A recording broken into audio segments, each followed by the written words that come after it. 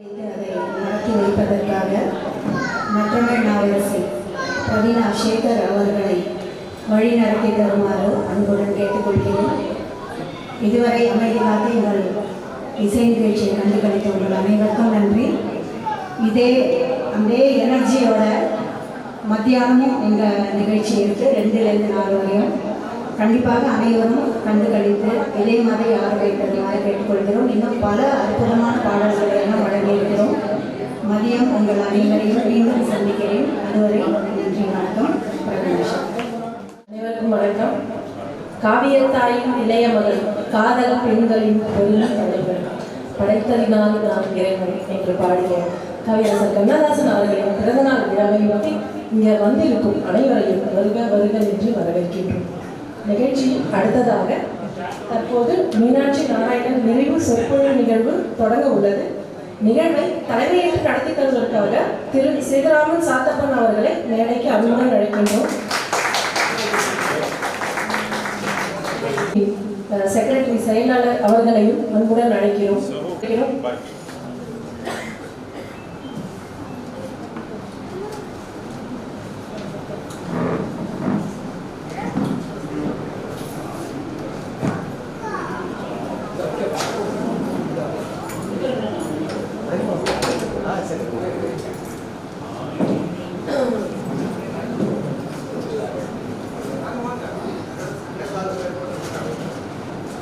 சமுதாய முன்னேற்றத்தில் நகரத்தார் பெருமக்கள் என்ற தலைப்பில் உரையாற்ற உள்ள முனைவர் மு. பாலசுப்ரமணியம், தமிழ்துறை பேராசிரியர், ஸ்ரீ பாரதி கல்லூரி கலை மற்றும் அறிவியல் மகளிர் கல்லூரி தமிழ்நாடு அவர்களை அன்புடன் மேடைக்கு அழைக்கின்றோம். சிகரம் தொட்ட நகரத்தார் என்னும் தலைப்பில் உரையாற்ற உள்ள முனைவர் மகாசுந்தர், செயலாளர், புதுக்கோட்டை தமிழ்ச்சங்கம் தமிழ்நாடு அவர்களையும் அன்புடன் மேடைக்கு அழைக்கிறோம்.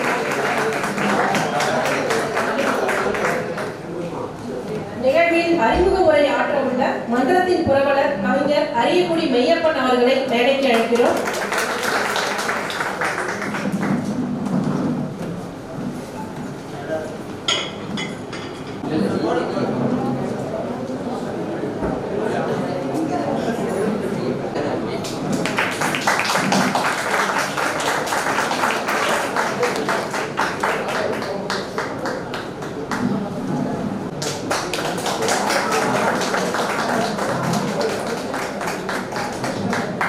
அதனையே வரவேற்புரையாக நிகழ்த்தும்படி மன்றத்தின் புரவலர் கவிஞர் அரியக்குடி மெய்யப்பன் அவர்களை அன்புடன் அழைக்கின்றோம். இனிமையாக இசை நிகழ்ச்சியுடன் தொடங்கி நடத்தி கொண்டிருக்கும் மும்பை நகரத்தார் சங்கத்தின் தலைவர் திரு ராமசாமி அண்ணன் அவர்களே, வர தோல்விக்கு வரவில்லை என்று செயலாளர் செல்லப்பண்ணன் அவர்களே, இதை முன்னின்று ஏற்பாடுகள் எல்லாம் செய்து இந்த நிகழ்வுக்கு தலைமை தாங்கிக் கொண்டிருக்கும் நமது அன்புக்குரிய அண்ணன் சேதுராமன் சாத்தப்பண்ணன் அவர்களே, சிறப்புரையாற்ற வந்திருக்கும் ஐயா முனைவர் மூப்பா அவர்களே, முனைவர் மகாசுந்தர் அவர்களே, இந்த நிகழ்ச்சிக்கு உறுதுணையாக இருந்து இந்த நிகழ்வுக்கு எல்லா ஏற்பாடுகளும் பின்னணியிலிருந்து செய்து கொண்டிருக்கின்ற ஆட்சி மன்ற குழு உறுப்பினர்களை, அவர்களுடன் இசைந்து ஒன்றுபட்டு ஆதரவு நல்கி கொண்டிருக்கும் மராத்திய மாநில தமிழ் எழுத்தாளர் மன்றத்தின் தலைவர் ஐயா முனைவர் வதனையார் அவர்களே, செயலாளர் பெருமக்களே, ஆட்சி மன்ற குழு உறுப்பினர்களே, இந்த நிகழ்ச்சியை மிகவும் சுவையானதொரு இசை நிகழ்ச்சியோடு எங்களை எல்லாம் உற்சாகப்படுத்தி அருமையானதொரு துவக்கத்தை தடுக்கக்கூடிய மும்பை டிஎம்எஸ் அவர்களின் குழுவினர்களே,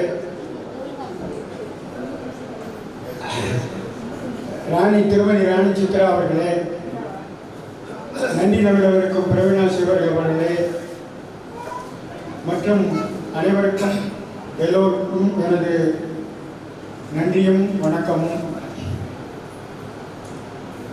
இந்த மும்பை நகரத்தார் சங்கம் இன்று இப்பொழுது பிரகாசமாக நிற்கிற இந்த நிலைமைக்கு பின்னால் பல பேரின் உழைப்பும் நிதி உதவியும் விடாமுயற்சியும் இருக்கிறது. இந்த இடத்தை வாங்கும் பொழுது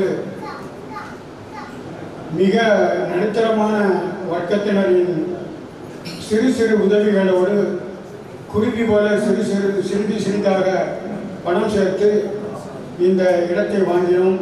அதன் பிறகு பெரிய மனிதர்கள் செல்வந்தர்களின் பெரும் உதவியோடு இன்று இந்த கட்டிடம் உயர்ந்து நிற்கிறது. அது நமக்கு மிகவும் மகிழ்ச்சியை தருகிறது. நகரத்தார்கள் என்பவர்கள் நாம் தமிழர்களில் ஒருவர், நாம் உயர தமிழர்கள் உயர வேண்டும், தமிழர்கள் உயர்ந்தால் நாமும் உயர்வோம் என்ற ஒரு பரந்த எண்ணம் உள்ளவர்கள்.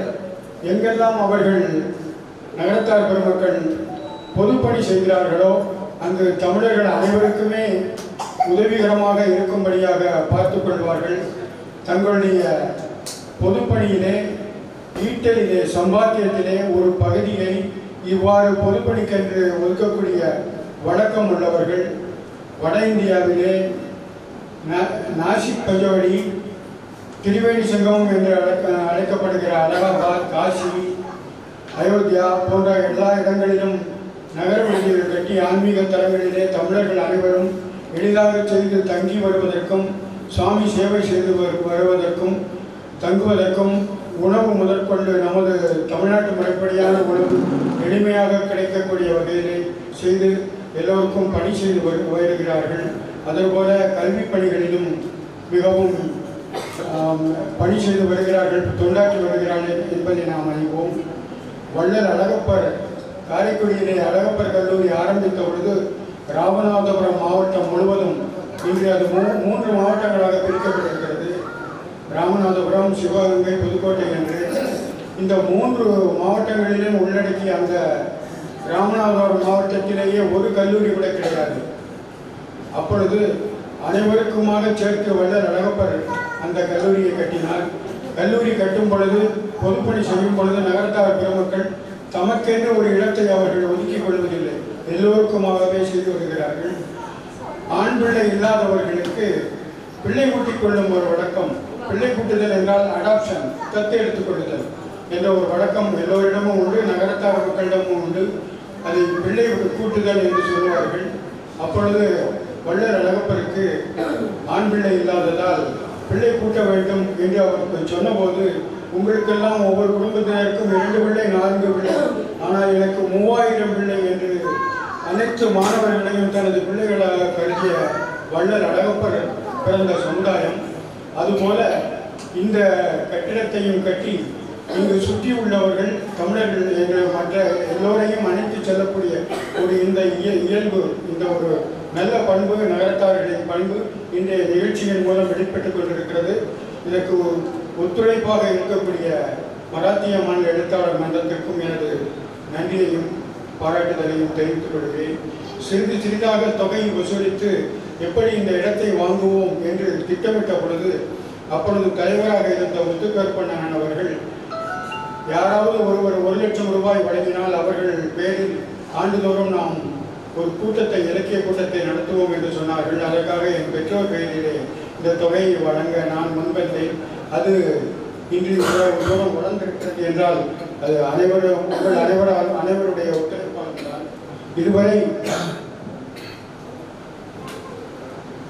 மீனாட்சி நாராயணன் நினைவு பேச்சாக தமிழகத்திலிருந்து பேச்சாளர்கள் ராகவன் முத்து, அரு நாகப்பன், பொற்கிழி கவிஞர் அரு சோமசுந்தரனார், மகாகவி சிங்கார வடிவேலனார், வழக்கருப்பையா, குரல் சூடி உமையாள், இயக்குனர் SP முத்துராமன், உமையாள் முத்து, மணி பாரதி, மனிதத்தேனி சொக்கலிங்கம், தேவகோட்டை ராமநாதன் என்று பல பேச்சாளர்கள் பேசியிருக்கிறார்கள். இதில் ஒரு சிலர் விட்டு போயிருக்கலாம். எனக்கு நினைவுக்கு தெரிந்தவரை நான் ஒரு பட்டியலிட்டு இருக்கிறேன். இந்த சென்ற ஆண்டு மராத்திய மாநில எழுத்தாளர் மன்றத்தின் சார்பாக விருது வழங்கிய போது நான் அந்த கூட்டத்திற்கு வந்திருந்த பொழுது ஐயா மூபா அவர்களையும் முனைவர் மகாசுந்தர் அவர்களையும் நான் பேசும் பொழுது கேட்டேன், அப்பொழுது நான் நினைத்துக் கொண்டேன், மிகவும் அருமையாக இவர்கள் பேசுகிறார்கள். ஐயா அவர்களின் கவிதை ஒரு தென்றல் தவழ்ந்து செல்வது போல மிகவும் அருமையான மூப்பா அவர்களுடைய கவிதை இனிமையாக இருந்தது. ஒரு நதி பாயும் பொழுது எப்படி அலையலையாக பாய்கிறதோ அதற்கு இயைந்தபடி எப்படி அந்த தென்றலும் வளைந்து கொடுத்து போகிறதோ என்று சொல்வது போல அவருடைய கவிதை அவ்வளவு இனிமையாக இருக்கும். கண்ணதாசன் ஐயா அவர்கள் சொல்வார்கள், கொடியில் விளையாடி நதியில் தலை சிவி கொடியில் விளையாடி என்று சொல்வார். அந்த கவிதை எனக்கு அவருடைய கவியை பாடும் பொழுது, கவியை கேட்கும் பொழுது எனக்கு நினைவுக்கு வந்தது. நற்கருப்பன் ஜாக்கியிலே தேன் கலந்து பால் கலந்து செடுங்கடி தீஞ்சுவை கலந்து உயிர் கலந்து ஒட்டாமல் இனிப்பது போல் அன்னாரின் கவிதை அவ்வளவு இனிமையாக இருந்தது. அதுபோல ஐயா முனைவர் மகாசுந்தர் அவர்களுடைய கவிதையை கேட்கும் பொழுது அவருடைய குரலானது கணீர் என்று எல்லோரையும் கவரக்கூடியது. இதற்கு முழுமையும் எதிர்ப்பதமாக இவரது எவ்வளவு மென்மையோ அவ்வளவு கவர்ச்சிகரமாக எனக்கு சிம்மக்குரலும் சிவாஜி கணேசனின் குரல் நினைவுக்கு வந்தது. அப்படி ஒரு அருமையான வலிமையான குரலிலே எல்லோரையும் நிமிர்ந்து உட்கார செய்யக்கூடிய ஒரு குரல் ஐயா அவர்களுடையது. இதுக்கு அப்படிப்பட்டவர் இது ஒரு பாட்டும் பாடுவதற்கு முன் வருவதாக சொன்னார். அவருடைய பாடலை கேட்பதற்கு மிகவும் ஆவலாக இருந்தேன். நேரம் இல்லாததால் இதை ஆரம்பித்து விட்டோம். இன்று பின்பு அவர்கள் பாடுவார்கள் என்று எதிர்பார்க்கிறேன். ஐயா முனைவர் மூப்பா அவர்கள் புதுக்கோட்டையிலே பாரதி மகளிர் அறிவியல் கல்லூரியின் மதிப்புறு பேராசிரியராக பணியாற்றி வருகிறார்கள். பாடத்தோடு பண்பாட்டையும் குழந்தைகளுக்கு சொல்லக்கூடிய இந்த காலத்தில் அது போன்ற ஆசிரியர் பெருமக்கள் கிடைப்பது அரிது. பண்பாட்டையும் சேர்த்து சொல்லக்கூடிய போதிக்கக்கூடிய மிக ஒரு அருமையான பேராசிரியராக இருந்து வருகிறார். தமிழ்நாடு அரசின் டாக்டர் ராதாகிருஷ்ணன் விருது பெற்றவர். நமது மராத்திய மாநில தமிழ் எழுத்தாளர் மன்றத்தின் கல்வி தந்தை தேவராசனார் விருது பெற்றவர். தும்பி தமிழ்நாடு இலக்கிய அமைப்பின் நற்றமிழ் நாவலர் விருதை பெற்றவர். அவர்களை வருக வருகவென்று வரவேற்கிறேன்.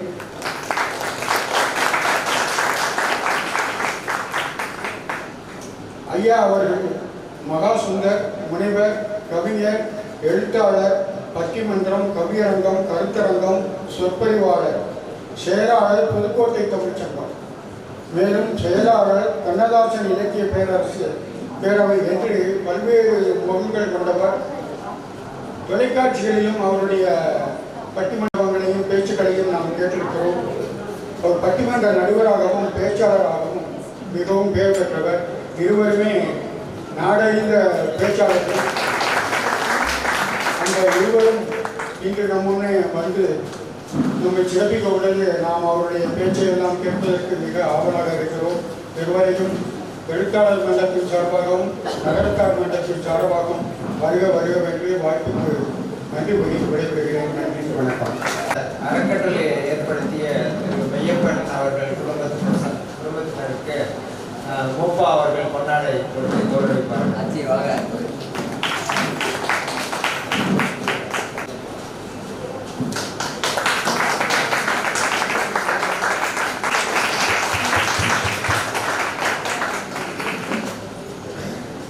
மன்றத்தின் தலைமையுரை ஆற்றுவதற்காக மன்றத்தின் புரவலர் திரு சேதுராமன் சாத்தப்பன் அவர்களை அழைக்கிறோம். அதன் பிறகு இவருடைய சொற்பொழிவு தொடரும். அனைவருக்கும் காலை வணக்கம். மும்பை நகரத்தார் சங்கம் சார்பில் தொடர்ந்து நடந்து வரும் மீனாட்சி நாராயணா நினைவு சொற்பொழிவுக்கு வந்திருக்கும் அனைவருக்கும் எங்களது நன்றிகள். இந்த அறக்கட்டளையை நிறுவிய பிறகு பல அறிஞர் பெருமக்கள் நமது மெய்யப்பன் அவர்கள் யார் வந்திருந்தார்கள் என்று எடுத்துக் கூறியிருந்தார்கள். பல அறிஞர் பெருமக்கள் மும்பைக்கு வந்து கலந்து கொண்டு சிறப்புரையாற்றி இருக்கிறார்கள்.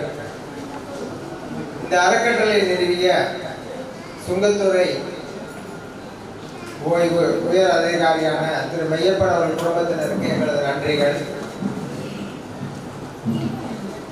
இந்த நிகழ்வில் கலந்து கொள்வதற்கென்று மெய்யப்பன் அவர்கள் குடும்பத்துடன் பெங்களூரிலிருந்து வந்திருக்கிறார். அது இதனுடைய சிறப்பு.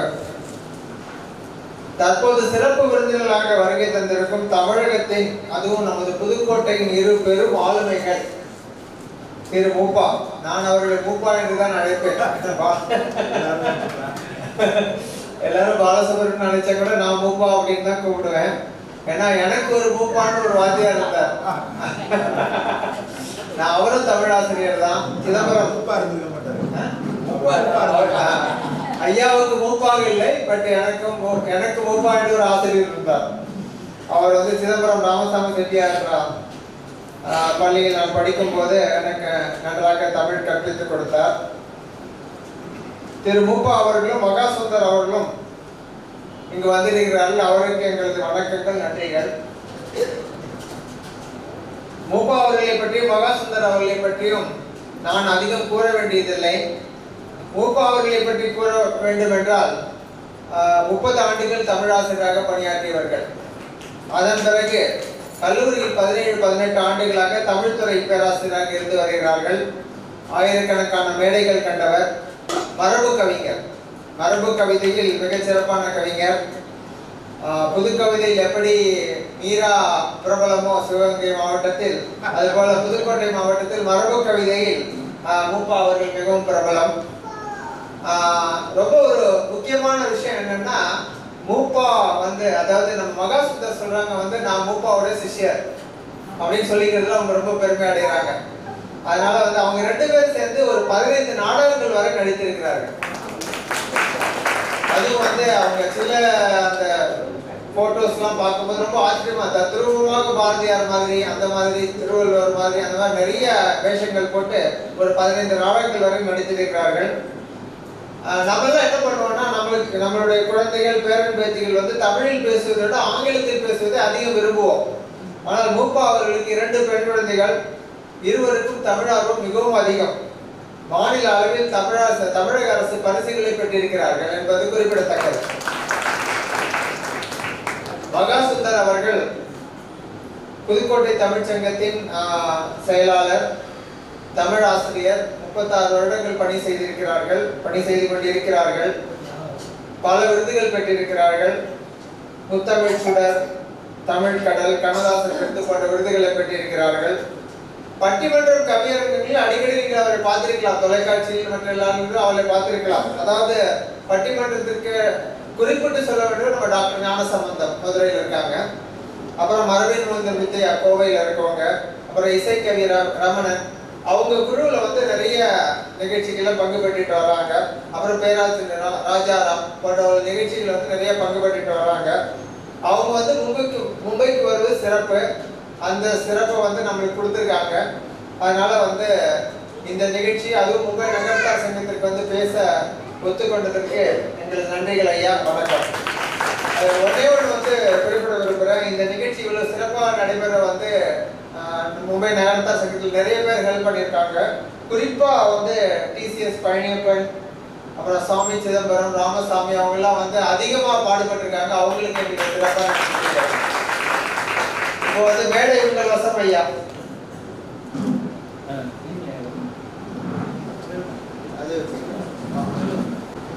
சிகரம் தொட்ட நகரத்தார் என்ற தலைப்பில் உரையாற்றுவதற்காக முனைவர் மகாசுந்தர் அவர்களை மேடைக்கு அழைக்கிறோம். ஐயா வருக. மீண்டும் மேடை உங்கள் வசம். உங்கள் ஆளுமை தொடரட்டும்.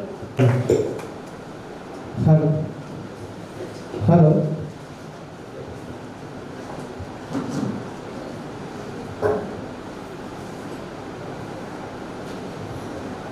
தெளிவுறவே அறிந்திடுதல், தெளிவுறவே அறிந்திடுதல், தெளிவு தர மொழிந்திடுதல், சிந்திப்பார்க்கே கனவு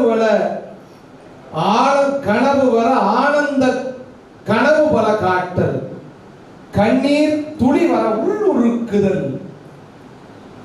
எழில் வளரும் கலைவாணி, இவை அனைத்தும் உன் செயல்கள் என்றோ, இவை அனைத்தும் எனக்கு அருள்வாயே என்று பாடிய பாட்டு பாட்டன் மகாகவி பாரதியுடைய வரிகளை சொல்லி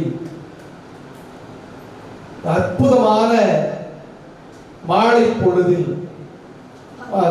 பொழுதில் ஒரு அற்புதமான மழை பொழுதில் மும்பை நகரத்தார் விடுதியில் மராத்திய மாநில எழுத்தாளர் சங்கமும் பம்பாய் நகரத்தார் சங்கமும் நாள் முழுதும் நடத்தக்கூடிய கவியரசு கண்ணதாசன் பிறந்த நாள் விழாவினுடைய முதல் கட்டமாக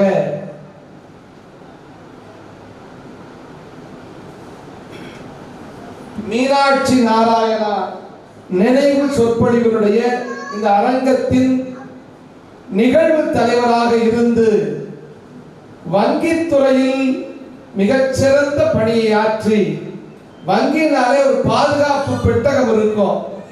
அது வங்கித்துறையில் மட்டும் பாதுகாப்பு பெட்டகமாக இல்லாமல் தமிழ் துறை வளர்வதற்காக சமுதாய பணிகளுக்கும் பாதுகாப்பு பெட்டகமாக விளங்கக்கூடிய ஐயா சேதுராமன் சாத்தப்பன் அவர்களே ஒரு அறிமுக உரையையும் வரவேற்புரையையும் மிகச் சிறப்பான முறையில் ஆற்றி சிறப்பித்திருக்கிற ஒரு நல்ல அரிய குடியில் பிறந்த அவர் சுங்கத்துறை என்று பார்த்த சுங்கத்துறையில் பணியாற்றி பணி நிறைவு எய்தியவர்.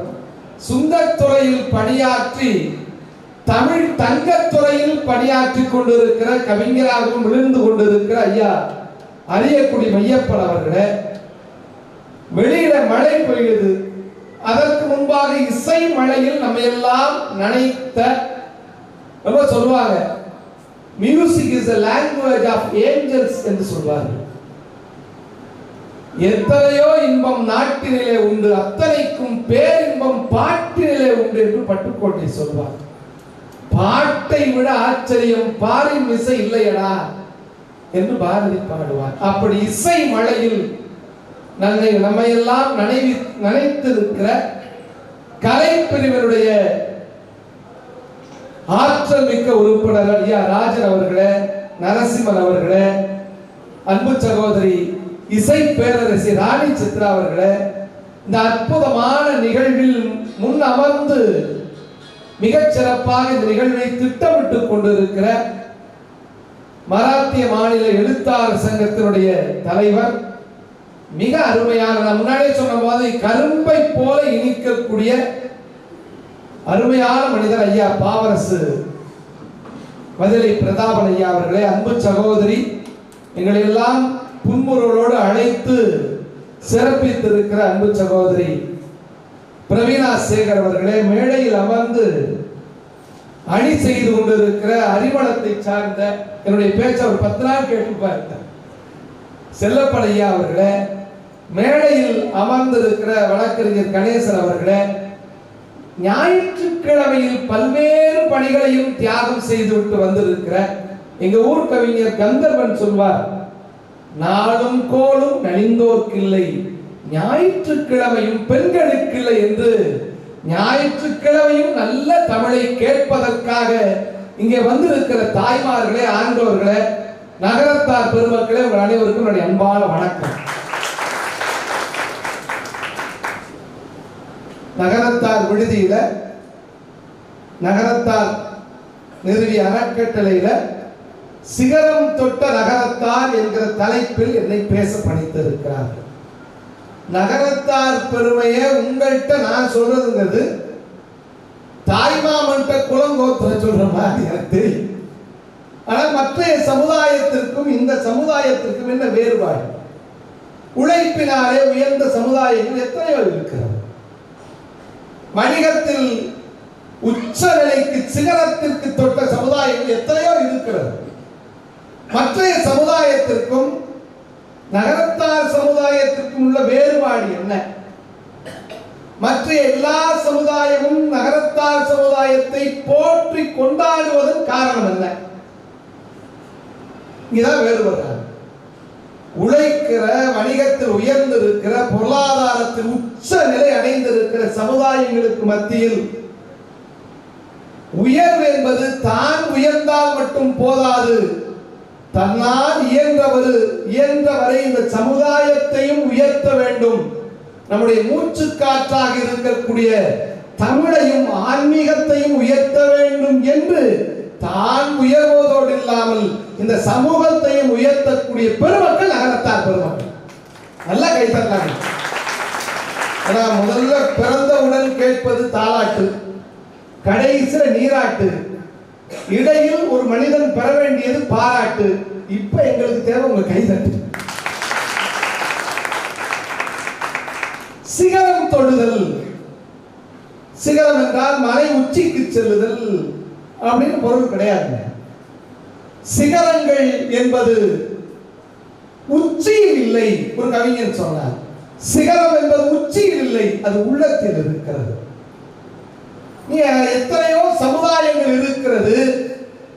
ஆதி காலத்திலிருந்து உழைப்பை நேர்மையான முறையில் உழைத்து அந்த உழைப்பின் ஒரு பங்கை மனம் உவந்து ஏழை எளியவர்களுக்கு செய்யக்கூடிய பணி இருக்கிறது.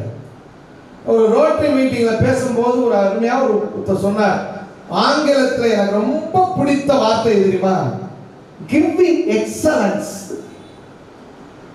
ரொம்ப அடுத்த நான் பேசுறேன், அருமையான வார்த்தை கிவிங் எக்ஸலன்ஸ். இதை நம்ம பாட்டை வள்ளுவர் முன்னாடியே சொல்லிட்டு போயிட்டான். எப்படி தெரியுமா, கிவிங் எக்ஸலன்ஸ் என்கிற வார்த்தையை விட எக்ஸலண்டான வார்த்தை தெரியுமா, ஈர்த்து உவக்கும் இன்பம். என்ன வார்த்தை, ஈர்த்து உவக்கும் இன்பம் அறியார்கள் தாம் உடமை வைத்து இழக்கும் வன்கணம். இன்பம் கொடுக்கும் போது மகிழ்ச்சியாக கொடுக்கக்கூடிய அந்த சமுதாயம். நான் ஒரு 5 பேரை நேரத்தில் அறுவை கருதி 5 சிகரம் தட்ட சான்றோர்களை, உங்களுக்கு தெரிந்த விஷயத்தை தான் சொல்றோம், உங்களுக்கு தெரியாத விஷயத்தை நாங்கள் ஒன்றும் சொல்ல முடியாது. 5 சிகரம் தொட்ட அந்த சான்றோர்களை உங்கள் மனக்கண் கொண்டு வர முயல்கிறேன். நான் புள்ளி வைப்பேன்.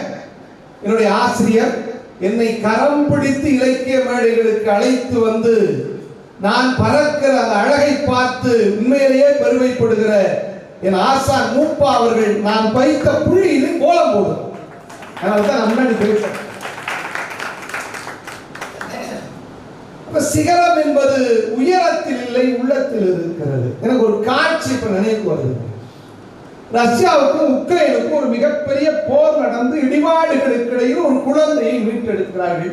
ஒரு 3-4 நாட்கள் கழித்து அந்த மீட்பு படை அந்த குழந்தையை மீட்டெடுத்தவுடன் அந்த குழந்தையிடம் போய் கேள்வி கேட்கிறார், ஆர் யூ ரஷ்யன்? நீ ஒரு ரஷ்யனா? Are you Ukraine?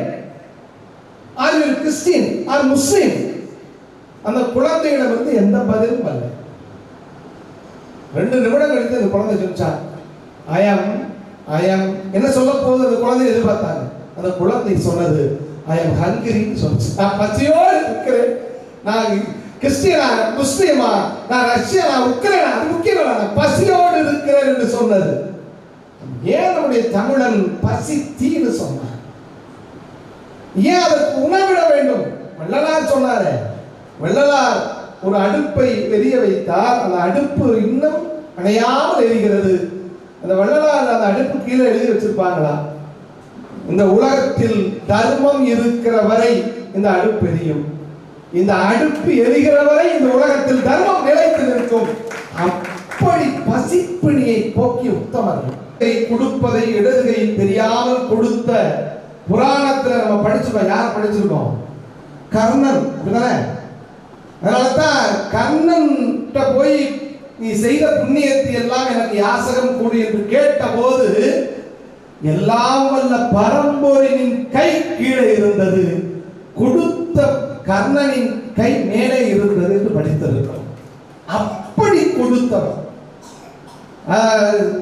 எப்படி கொடுத்தார் என்பதை ஐயா சொன்னார். நான் மீராவோடு பழகியவர். முடியரசன் என்கிற கவிஞர் அழகா சொல்வார்.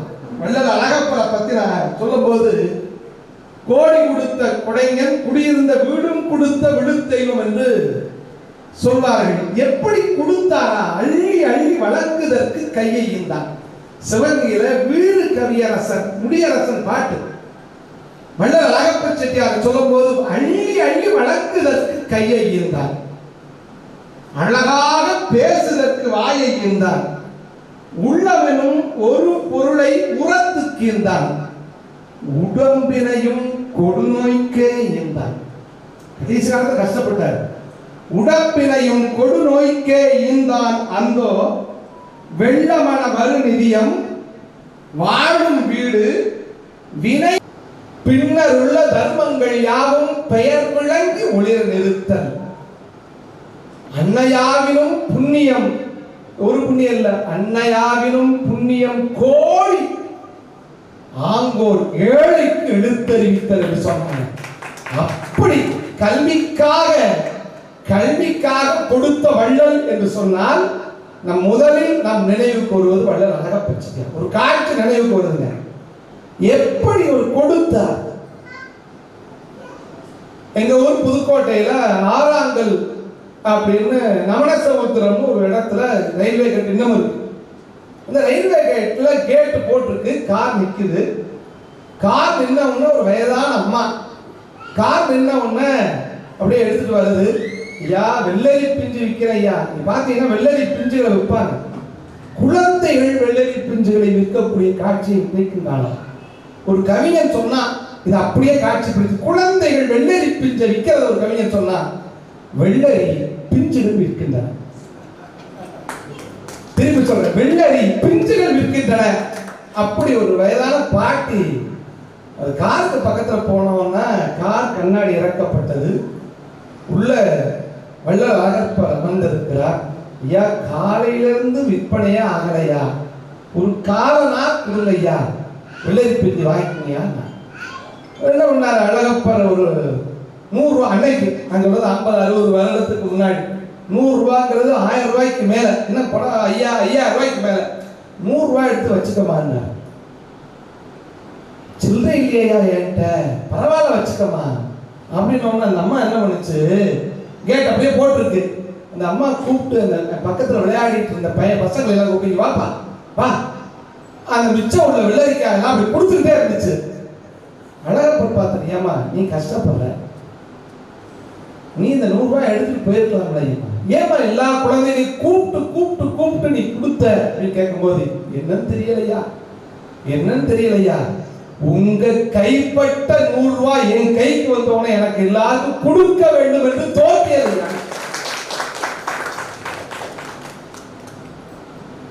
இப்படி கொடுக்க முடியுமா?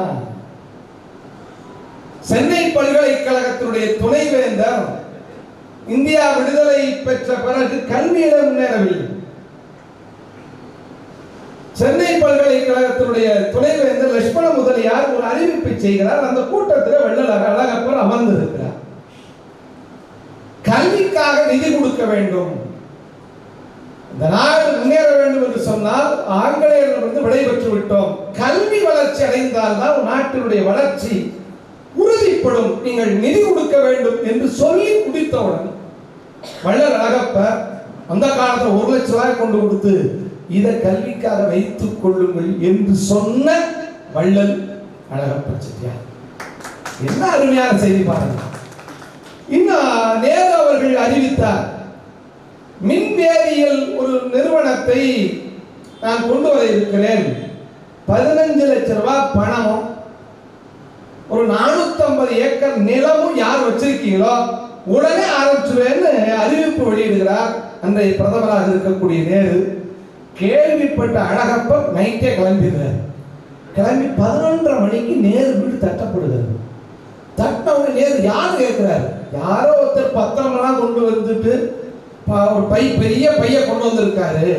என்னன்னு கேட்கும்போது என்னன்னு கேட்கிறாரு, நீங்க தான் அறிவிச்சீங்க 15 ஏக்கர் பணம் 450 ஏக்கர் நிலம் இருந்தா அது வந்துடும். ஏங்க யார் பூசாயா நீ காலையில வந்தாங்க இல்லையா, நீங்க காலையில வேற யாராவது அந்த நிறுவனத்தை வேற எந்த மாநிலத்துக்காக கொண்டு போயிட்டா நான் என்னையா பண்றது, மெய்சிலித்து போனார் நேரு.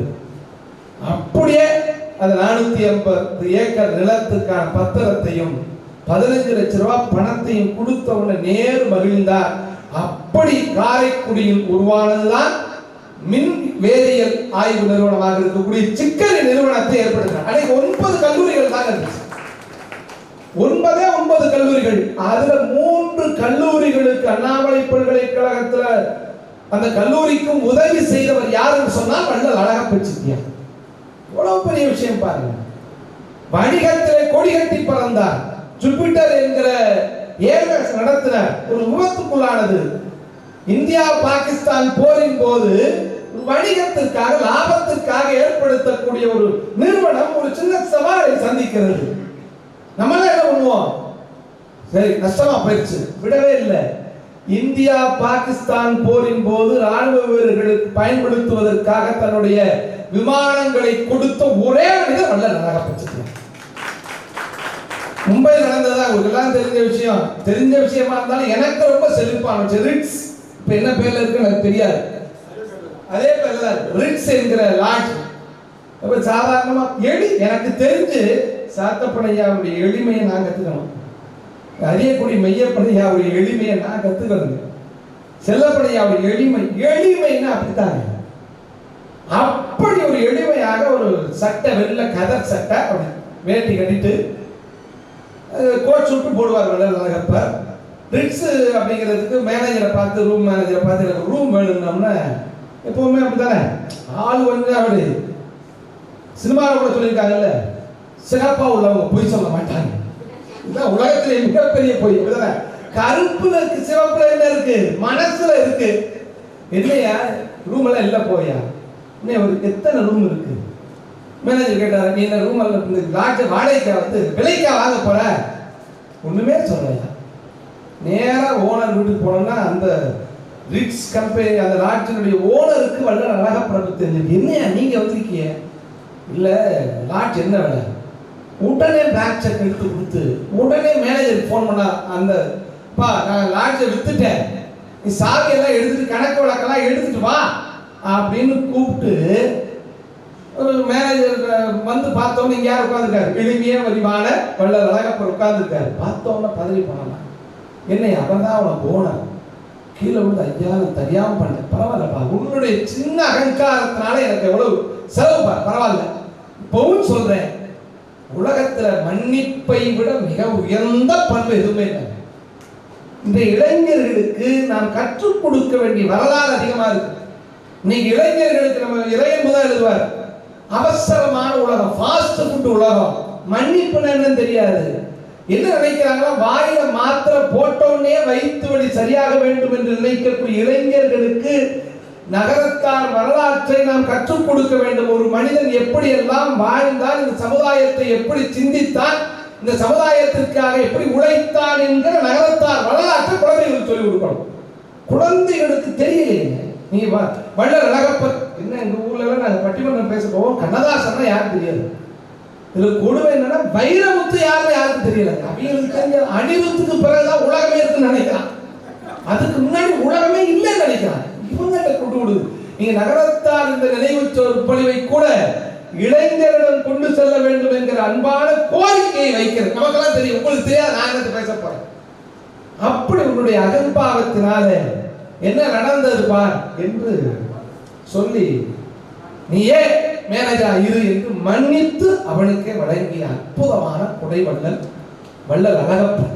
அழகப்பனை பற்றி சொல்லணும்னா, நகரத்தார் சமுதாயத்தை மற்ற எல்லா சமுதாயத்தோரும் ஏன் போற்றுகிறோம் தெரியுமா?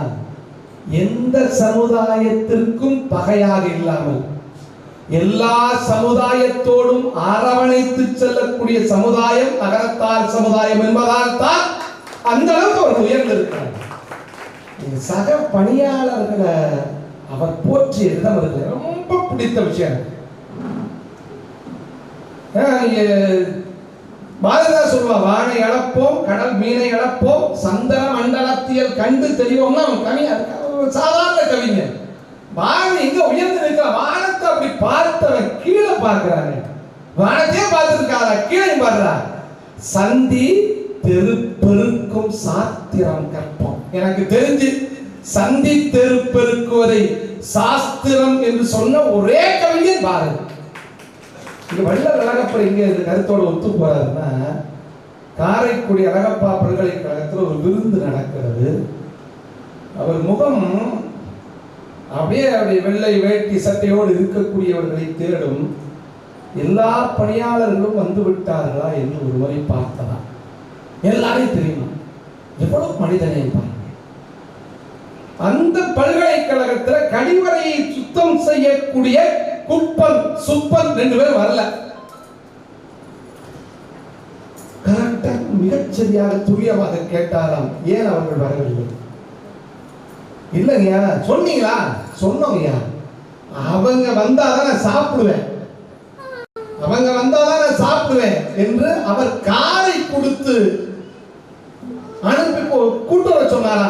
2 பேரும் ஐயாவுடைய கார் அனுப்பிச்சாரா, கார்ல ஏற மாட்டோம், இல்ல வந்தே ஆகணும், அப்பதான் ஐயா சாப்பிடுவாரு, நான் டிக்கில கூட ஏறிக்கிறேன்னு சொல்லி அப்ப மரியாதை வந்து அவங்க உட்கார்ந்து பக்கத்துல சாப்பிட்டோன்னதான் சாப்பிட்ட மனிதநேயத்தின் உச்சிக்கு சென்றவர். குடைத்தன்மையில் மட்டுமல்ல, கல்விக்காக கொடுத்த தன்மையில் மட்டுமல்ல, சக மனிதர்களை நேசிக்கக்கூடிய தன்மையிலும் சிகரம் தொட்டவர் வள்ளல் அழகப்பன். புள்ளிதான் வச்சிருக்கேன். நீ ஆன்மீகத்தில் உச்சம் தொட்டவர் அப்படின்னா எவ்வளையோ சித்தர்கள் பார்த்திருக்கோம். சித்தர்களில் மிகப்பெரிய வணிகனாக இருந்து அரசனுக்கே கொடை கொடுக்கக்கூடிய தன்மை, அரசர்களுக்கு கடன் கொடுத்தவர்கள் நகரத்தார்கள். நான் ஒரு கதை படிச்சிருப்பேன், அதுல மாறுபாடு கூட இருக்கலாம். நீ கோவலன் கண்ணகியினுடைய அப்பா அம்மா, கண்ணகியினுடைய அப்பா மாநாயகன், கப்பல் வணிகத்தில் சிறந்த நாயகம்னா கப்பல் வணிகத்தில் மிகச் சிறந்த. கண்ணகியினுடைய அப்பா மாசாத்துவான்னு பேர். அப்படி மன்னர்களுக்கே கடன் கொடுக்கக்கூடிய தன்மையில் இருந்தார்கள். ஒரு முறை பூவந்தி சோழன் நினைக்கிறேன், பூவந்தி சோழன் என்கிற ஒருவரிடம் போய் சொல்லிட்டாங்க, நகரத்தார் வீடுகளில் வெள்ளி தாழ்பால் இருக்கும், நீங்க என்ன மன்னர்களை விட உயர்ந்தவர்களா, வெள்ளி தாழ்பால் போட்டு வீடுகளை பூட்டுகிறார்கள் என்று போய் சொன்ன உடனே மன்னர் வந்து பார்த்தோம்னா கொஞ்சம் கோபம் வந்துச்சான். அந்த வெள்ளி தாழ்பால் எல்லாம் நைட்டோட நைட்டா எடுத்துங்கன்னு கட்டளையிட்டாரா. அந்த அரசனுடைய ஆணைப்படி வெள்ளி தாழ்பால்கள் அகற்றப்பட்டது. மறுநாள் நகரத்தார் வீடுகளில் தங்க தாழ்பால் இருந்தது என்ற ஒரு குறிப்பு வருது. அப்படிப்பட்ட செல்வந்தனாக, மிகப்பெரிய செல்வந்தனாக இருந்த பட்டினத்தடிகள், பட்டினத்தடிகளை போல துறவியை பார்க்க முடியுமா? பார் அனைத்தும் பொய்யனவே பட்டினத்தடிகளை போல துறக்கை அரிதி என்கிற பழம் பாடல் சொல்கிறது. நம்ம கதையெல்லாம் தெரியும். மிகப்பெரிய செல்வந்தர் அரசன் வந்து இவற்றை கடன் கேட்பார். குழந்தை இல்லை, குழந்தை பாக்கியம் இல்லைன்னா மருதவாணன் என்கிற குழந்தையை தத்தெடுத்தார்கள். அந்த மருதவாணன் திரைகளம் ஓடியும் திரவியம் தேடி என்கிற அந்த இயல்பான நகரத்தார்களுக்கே உரிய அந்த கொள்கைப்படி வெளிநாட்டுக்கு சென்று கப்பலாக வந்தது தெரியும். ஒரு வரட்டியும் தவிடும் கொண்டு வந்தார். என்னப்பா கொண்டு வந்தேன்னு கேட்டாரு. இந்த வரட்டியை உடைச்சா தங்கமும் முத்துக்களுமா கொட்டுது. ஒரு தங்க பேழையில மருதவாணன் ஒரே ஒரு வாசகத்தை எழுதிட்டு போயிட்டாரு. நமக்கு தெரியும், ஒரு காதில்லாத ஊசி, அந்த காதில்லாத ஊசியை வச்சு காதருந்த ஊசியும் கடைக்கண் மாறாது கடைவழிக்கே அப்படிங்கிற அந்த வாசகத்தை கேட்டு மனம் நெகிழ்ந்து துறவி மேற்கொண்டவர் பட்டினத்தடிகள். அவர் கதையெல்லாம் தெரியும். எப்படி நம்ம பார்த்து சொன்னார், நாப்புழக்க பொய்யுரைத்து நவநிதியம் தேடி நலமொன்றும் அறியாத நாரிகளை கூடி பூப்பிழக்க பொய்யுரைத்து புற்றீசல் போல புலபலன கலகலன புதல்வர்களை பெறுவீர், காப்பதற்கும் அடியறியீர், கைவிடவும் மாட்டீர், கவர் பிளந்த மரத்துளையில் கால் உழைத்துக் கொண்டே ஆப்பதனை அசைத்து விட்ட குரங்கதனை போல அகப்பட்டீர், நன்று உடல் அகப்பட்டீர் நீர். பட்டினத்தாரை போல வாழ்க்கையுடைய யதார்த்தத்தை நிலையாமையை சொல்ல அடிகள் கிடையாது. வாரியார் சொல்வார், ஏன் இவருக்கு பட்டினத்தார்னு பேரு? மற்ற அருளாளர்கள் எல்லாம் கிராமத்தார்கள், இவர் மட்டும்தான் பட்டினத்தார். ஏனென்றால் அவர் காவிரி பட்டினத்தார், அதனால தான் நகரத்தார் என்கிற பேர் விடும். அவர் வாழ்க்கையில் அவர் சந்தித்தார். அவர் என்ன பண்ணாரா, துறவியாய் உங்களுக்கு தெரிஞ்ச செய்தார். துறவியாய் இப்படி போயிட்டே இருந்தாரு. போய் ஒரு வயல்ல படுத்திருந்தார். நெல் கதிர்கள் அறுக்கப்பட்ட வயலில் படுத்திருந்தார். தலைக்கு அந்த மரப்பு மேல தலை வச்சு படுத்தவொன்னா 2 பெண்கள் தண்ணி குடம் எடுத்துட்டு போனாங்களா, ஒரு பெண் சொன்னா துறவின்னா இப்படி இருந்து இருக்கணும். 2 பெண்கள் சேர்ந்துட்டாலே எப்படி பேசுவாங்கன்னு தெரியும். அது 4 பேர் சேர்ந்தா எப்படி பேசுவாங்கன்னு தெரியும். 2 பெண்கள் சேர்ந்த துறவின்னா இப்படி தான் இருக்கணும். நெல் அறுத்த வயல்ல அந்த குத்து கூட பார்க்காம இப்படி படுத்து கிடக்கிறார், இவரெல்லாம் துறவின்னா. அது இன்னொரு பெண் சொன்னாங்க, இவ்வளவு போய் துறவிங்க எல்லாத்தையும் திறந்தார்ல, தலையான சுகத்தை துறக்காத வரப்பு மேல தலை வச்சு படுத்திருக்காருன்னா பார்த்தார் பட்டினத்தார். சிவன் இது மூலமா நமக்கு ஏதோ சொல்ல விதாரம் மட்டும் கீழே வரப்பு மேல தலை வைக்காம கீழே படுத்துட்டார். திருப்பி தண்ணி கூட எடுத்த 2 பெண்கள் வந்தாங்க. வந்துட்டு சொன்னாங்க, இப்ப பாரு நீ சொன்ன தலையான சுகம் அதெல்லாம் இல்ல, படுத்து கிடக்கிறாரு, இவர் துறை ஒத்துக்கிறியா? இன்னொருத்தி சொன்னாலாம், இவரெல்லாம் துறவியா? போற வர்ற பெண்கள் எல்லாம் என்ன பேசுறாங்கன்னு கேட்க, இவரெல்லாம் துறவியான்னு கேட்ட. அருமையான ஒரு செத்த வீட்டுக்கு போயிருக்காரு. செத்த வீட்டுக்கு போய் எல்லாரும் அழுதுட்டு இருக்காங்க. இவர் துறவி, கோவணம் கட்டிய துறவி. அவர் இவர் உட்கார்ந்து அழுதுட்டு இருக்காரு. எல்லாருக்கும் புரியல. துறவி அழுகிறார், இறந்தது ஒரு பெண், துறவி அழுகிறாருன்னா என்ன பிரச்சனை புரியலையே. என்னன்னு கேட்டவொன்னு அவர் சொன்னார், செத்த பிணங்களை பார்த்து சாகும் பிணங்கள், நாளைக்கு சாகும் பிணங்கள் அழுகிறது என்று அழுதிருக்கிறார்.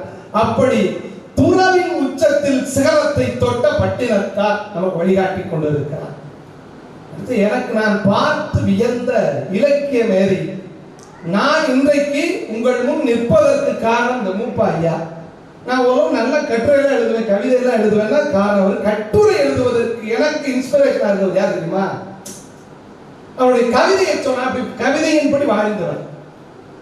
நல்லாவின் பால் முழுதும் கன்றுக்கில்லை, நறும்பூவின் மனம் முழுதும் சோலைக்கில்லை, நெல்லாரும் கதிர் முழுதும் நிலத்திற்கில்லை, நிறைகின்ற நீர் முழுதும் குளத்துக்கில்லை, பல்லாரும் கனி முழுதும் மரத்துக்கில்லை, பன் நரம்பின் இசை முழுதும் யாழுக்கில்லை, எல்லாமே பிறர் குலைக்க காணுகின்றேன், என் வாழ்வும் பிறர் குலைக்க வேண்டும் வேண்டும் என்ற கவிதையை சொன்னவர் யார் தெரியுதா?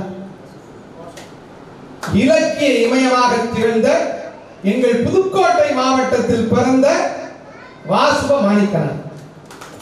அவர் எழுதிய எந்த சிலம்பு என்கிற கட்டுரை தான் என்னை இலக்கியத்துக்குள் ஈர்த்தது. ஐயாவுக்கு தெரியும், உடைந்த சிலம்பும் உடையாத சிலம்புகளும் என்று நான் எழுதிய முதல் கட்டுரை மிக பரபரப்பாக பேசப்பட்டது. எந்த சிலம்புன்னு ஒரு கட்டுரை எழுதியிருப்பாங்க. நீங்க எல்லாரும் நினைச்சிருப்பீங்க சிலப்பதிகாரத்திற்கு காரணமான சிலம்பு, அந்த சிலம்பு வருவதற்கு காரணம் எந்த சிலம்பு? யாருடைய சிலம்பு? கண்ணகி சிலம்பு தானே? அப்படிதான் நினைச்சிட்டு இருந்தோம். எந்த சிலம்புன்னு ஒரு கட்டுரை எழுதுறாரு. அது கண்ணகியின் சிலம்பு அல்ல, வாசுப எழுதுறாரு. யாருடைய சிலம்பு? கண்ணகியின் சிலம்பு தான் அந்த காப்பியத்திற்கு பெயராக இருக்க வேண்டும் என்று, அதுதான் கண்ணகிக்கு நாம் சேர்க்கிற பெருமை என்பதால் கண்ணகியின் சிலம்பு தான் அந்த நூலுக்கு காரணம் என்று நினைத்துக் கொண்டிருக்கிறோம். ஆனால் காப்பியத்தின் படி பாண்டிமாதேவியின் சிலம்பு மட்டும் காணாமல் போகாமல் இருந்திருந்தால் கண்ணகியுடைய கற்பு திறம் நாம் படிக்க சிலப்பதிகாரம் என்கிற காப்பியமே உருவாகி இருக்காது. அதனால் இந்த பெயர் காரணமாக விளங்கக்கூடிய சிலம்பு பாண்டிமாதேவியின் சிலம்பு. எழுதிட்டாரா? சிலம்பு செல்வன் மாப்போசி அடுத்த எப்படி சான்றாளர்கள் இருந்திருக்காங்க, இப்பெல்லாம் இருக்காங்க.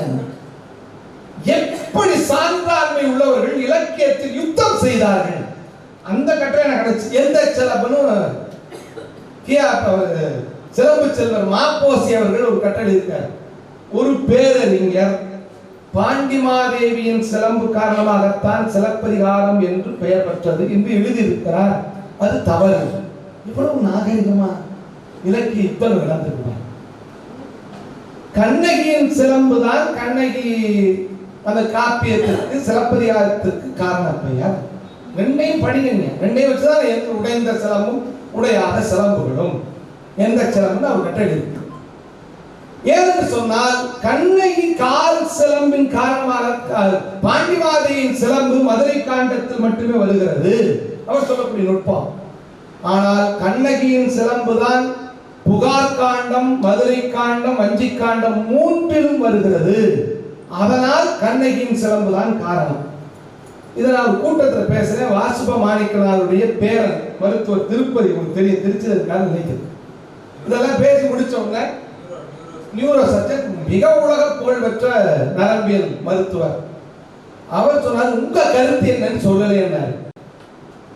நான் சொன்னேன், வாசுபாவுடைய அந்த கருத்தை ரொம்ப பிடிச்சிருக்கு, நான் சிலம்பு செல்வர் பக்கம் தான். அவர் வாசுபாவுடைய பேர் அல்ல, அவர் அடுத்து சொன்னார், அதுதான் அதான் நேர்மை. நானும் எங்க தாத்தா சொல்றதை ஒத்துக்கல, நானும் சிலம்பு செல்வர் மாப்போசியின் பக்கம்தான் என்று நேர்மையாக ஒத்துக்கொண்டார். நல்ல கைதட்டாங்க.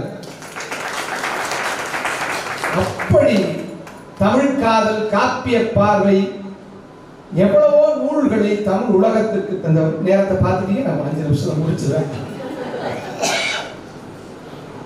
எனக்கு எளிமைனா, நீ மதுரை காமராசர் பல்கலைக்கழகத்தினுடைய துணைவேந்தராக இருந்தார். முதல்ல வந்தவங்க ஒரு பிரச்சனை வந்துச்சு, மதுரை இக்கு போடலாமா இச்சு போடலாமா. நீங்க நெற்குப்பையில் இருக்கக்கூடிய தமிழர்கள் தான் ஞாபகம் வரல.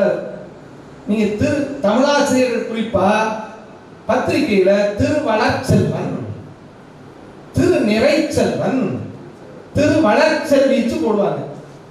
இவர் எழுதியிருக்கிறார் இச்சு போடக்கூடாதுன்னு. தமிழர் ஒரு புத்தகத்துல தமிழர்கிட்ட போய் தமிழாசிரியர் ஏன் இச்சு போட்டாங்க, அவர் தலைவர் அடிச்சு சொன்னாரு, கல்யாணத்துக்கு முன்னாடி இச்சு போடக்கூடாதுங்க, அது 2 வாட்டி இச்சு போடக்கூடாதுயா என்று இலக்கணத்தையே புரியக்கூடிய மொழியில் நடத்தியவர் மதுரை காமராசர். தமிழர் மதுரை காமராசர் பல்கலைக்கழகம் இக்கு போட்டு எழுதுவாங்க. அவர் கேட்டாரு, தப்பியா துணைவேந்தர், ஏன் தப்பு?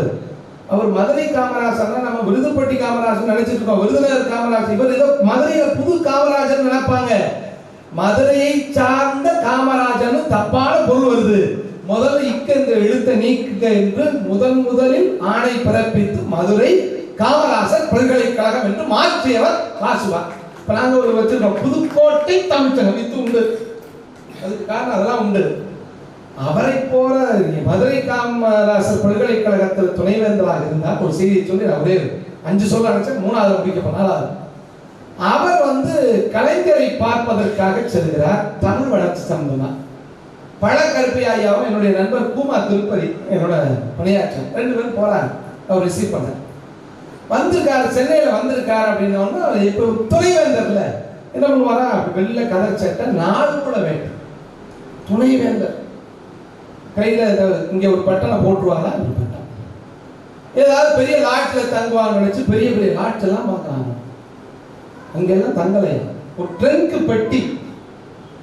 எங்க தங்கினாரா, யாருமே தங்காம குளிச்சுட்டு மட்டும் போவோம்ல, அது மாதிரி ஒரு லாட்ஜ்ல படிக்க பக்கத்துல ஒரு ரூம்ல ட்ரங்க் பெட்டி தலையில வச்சு தூங்கிட்டு இருந்தாங்க. பழக்கருப்பை ஐயாவும் திருப்பதியா பார்த்து, என்ன யாரு அவெல்லாம் கூட சொல்றாப்பா, இவன் தான் 10 ரூபா சொன்னான். எப்படி எளிமை பாரு, 10 ரூபா சொன்னான். அதெல்லாம் எங்கப்பா லெட்டு நல்லா இருக்காரு, லெட்டு நல்லா இருந்தாங்க, நல்லா தமிழப்பா கொண்டா போகிறோம் போப்பா அப்படின்னு வந்துட்டாரா. ட்ரெயினில் ஏற்றி விட போயிருக்காங்க. அப்போ பெரிய ட்ரங்க் போட்டு கனத்து திருப்பதியை எடுத்து வந்திருக்காரு, கனமாக இருந்திருக்கு. கனம் எடுத்து போட்டு ட்ரெயினில் தண்ணி வேணும்னு சொல்லிட்டு ட்ரங்க் பெட்டியை கொடுத்துட்டு ட்ரெயினில் உட்கார வச்சுட்டு வாசுபாயாவை உள்ளே இருந்து ட்ரங்க் பெட்டியை திறந்தா இவ்வளோ பெருசுல ஒரு டம்ளர்னு சொல்ல மாட்டாங்க, லோட்டான்னு சொல்லுவாங்க. நகரத்தார் பாட்சியில் இருக்கும்போது ஆட்சியில் என்ன சொல்லுவாங்கன்னா, வட்டியில சாப்பிடுங்க, வட்டியில சாப்பிடுங்க. 2 பொருள், சாப்பிடுற தட்டுக்கு வட்டின்னு பேரு, அசல எடுக்காத ஐயா, வட்டியில சாப்பிடுங்கயா என்று மறைமுகமாக சொல்லக்கூடியது. நீங்க ஒரு நகரத்தாருடைய பழகணும் இல்லாத வேற எங்களை வளர்த்தது. நஷ்டம்னு சொல்ல மாட்டாங்க, நமக்கெல்லாம் பாடம் அது. நஷ்டம் ஆயிடுச்சு, என்ன ஆச்சு, இது மாதிரி அந்த ஃபேக்டரி வச்சிருந்தேன், ஒண்ணு இல்ல 10 லட்சம் ரூபாய் செலவு பண்ணி புத்தி கொள்வதல், நஷ்டம் கிடையாது, புத்தி கொள்ளுதல், அதான் உண்மை. அப்படி அந்த லோட்டா விட்டா விளாபடி லோட்டாவா சொல்லுவாங்க. அவர் திருப்பதியை சொன்னாங்க, பெட்டி கணக்கில் பெட்டியில என்ன இருக்குன்னு கேட்டிருக்காங்க. ஏழை கவிஞர் என்னையா புத்தகம் தான் இருக்குன்னு திருப்பதியா சொல்லியிருக்காரு. பெட்டி கணக்கில் புத்தகம் கணக்கில் இந்த லோட்டா தான் கணக்கு அப்படி சொல்லி தண்ணி குடிக்க போயிருக்காரு. தண்ணி குடிச்சு வரத்துக்குள்ள பெயின் கிளம்பிருச்சு. கருப்பை ஐயாவும் பழக்கருப்பை ஐயாவும் வந்துட்டு இருக்காங்க. வந்துட்டு இருக்கோன்னு இவர் சொன்னாரா, தண்ணி எல்லாம் வேணாம், லோட்டாவுக்கு கொடுங்க. கருப்பை ஐயா கேட்டுக்காரு, ஒரு லோட்டாவுக்கு நான் பரமாட்டானா? இல்ல கருப்பையா, தண்ணி அடுத்து அப்பெல்லாம் பிஸ்லரி வாட்டர் கிடையாது, நமக்குலாம் தண்ணி ஒரு பைப்பில். அடுத்த ஸ்டேஷன்ல இந்த டம்ளர் தான் தண்ணி குடிப்பேன், டம்ளரா பிரச்சனை, தண்ணி குடிக்கணும்ல என்று எளிமையாக வாழ்ந்து இலக்கிய துறையில் உச்சம் தொட்ட சிகரத்தை தொட்டவர் வாசுவா. இன்னைக்கு பிறந்த நாள் கண்ணதாசனை சொல்லி முடிக்கிற எத்தனையோ கவிஞர்கள் உண்டுங்க. கண்ணதாசனை பத்தி இளைஞர்கள் தெரிந்து கொள்ள வேண்டும்னா சில விஷயங்கள் தெரிஞ்சுக்கணும். உண்மையை சொன்னவர்கள் 2 பேர். கண்ணதாசன் செய்த தப்பெல்லாம் உண்மை யாரா சொல்லுவாங்க? இந்த உலகத்தில் இந்த நாட்டில் தான் செய்த தவறுகளை கூட பட்டியல் போட்டு காட்டிய 2 பேர் இன்னைக்கு மதிக்கப்படுகிறார்கள். ஒன்னு மகாத்மா காந்தி, சத்திய சோதனை என்று தான் செய்த தவறுகளை சுட்டி காட்டிய மகாத்மா. 2வது கவிஞர் கண்ணதாசன். நான் வாழ்ந்தபடி வாழாதீர்கள், எப்படி வாழ வேண்டும் என்பதற்கு என் எடுத்துக்காட்டு, எப்படியெல்லாம் வாழக்கூடாது என்பதற்கு என் வாழ்க்கை எடுத்துக்காட்டு என்று ஒப்புதல் வாக்கு மூலம் தந்த ஒரே கவிஞர் கண்ணதாசன். இளையராஜா ஒரு பேட்டியில சொல்றாரு, சொல்லி முடிச்சாரு, நேரம் ஆச்சு. இளையராஜா ஒரு பேட்டியில சொல்றாரு, நிறம் மாறாத பூக்கள் ஒரு காட்சிப்படுத்தலாம். நம்ம கண்ணதாசனுக்கும் இளையராஜாவுக்கும் பக்கத்துல போயிடுவோம். இளையராஜா சொல்றாரா, பாரதிராஜா படம் நிறம் மாறாத பூக்கள். அண்ணா காலையில 6 மணிக்கு வந்துருங்க. கண்ணதாசனுக்கு காலையில 6 மணியெல்லாம் தெரியாது. அதிகாலை 8 மணி 9 மணி தான் எந்திரிப்பார் அவரு. அப்படி இயல்பு பழக்க வழக்கம். காலையில 6 மணியான்னு கேட்டா, நான் அப்பதான் வளர்ந்துட்டு இருக்கேன், நீங்க மனசு வச்சா காலையில 6 மணிக்கு கண்ணதாசன் வரணும்னா 4 மணிக்கெல்லாம் பாரதிராஜா கதை சொல்லிப்பான், முதல் நாள் சொல்லியிருப்பாரு அல்லது சொல்லியிருக்கணும், இவர் டியூன் போட்டிருக்கணும். இளையராஜா நிறம் மாறாத பூக்கள் சிச்சுவேஷன் சொல்லிட்டாரு, டியூன்லாம் ரெடி பண்ணி வச்சுட்டாரு. என்ன பண்ணுவாரா, டியூனை சொல்லு ராசையாம்பா, நல்லா வெத்தலை போட்டுக்கிட்டு அப்படி கால் மேல கால் போட்டுக்கிட்டு அப்படி வெத்தலையை பதவிட்டு டியூனை சொல்லுன்னா, டியூனை சொன்னோன்னு வெளியில போய் துப்பிட்டு வந்தார். இளையராஜா சொல்றாரு, வெத்தலையை துப்பினாரா என் மியூசிக்கை துப்பினாரான்னு தெரியல. கண்ணதாசன் பாட்டு எழுதும் போது எப்படி எழுதுவார் தெரியுமா? ஏற்கனவே நம்ம படிச்ச பாட்டை அப்படியே ஒப்பிக்கிற மாதிரி இருக்குமா. அன்னை கலைவாணி அவருடைய நாவில் குடியிருந்தார். அவர் சொல்றார், தானனா தானனா தானனா. ராமகண்ணப்ப எழுதணும். இவர் வைரமுத்தெல்லாம் எப்படி போகணும்னா பாடி காட்டுவார். இவர் சொல்றார், 1000 மலர்களே மலர்கள், அமுத கீதம் பாடுங்கள், நீங்களும் நாங்களும் நெருங்கி சேருங்க. இளையராஜா கும்பிட்டார், அண்ணா என் வாழ்க்கை நான் இப்போதானா வளர்ந்துட்டு வர்றேன், என்னப்பா நான் ரொம்ப கஷ்டப்பட்டு டியூன் போட்டிருக்கேன், நீங்க 1000 மலர்களே மலர்கள் அமுத கீதம் பாடுங்கன்னு டியூனுக்கு போட்டு பாருப்பான்னு சொன்னாராம். இளையராஜா போட்டு பார்த்தார். பூமியில் மழை வரும், வசந்த காலம் மாறலாம், எழுதி செல்லும் விதியின் கைகள் மாறுமோ,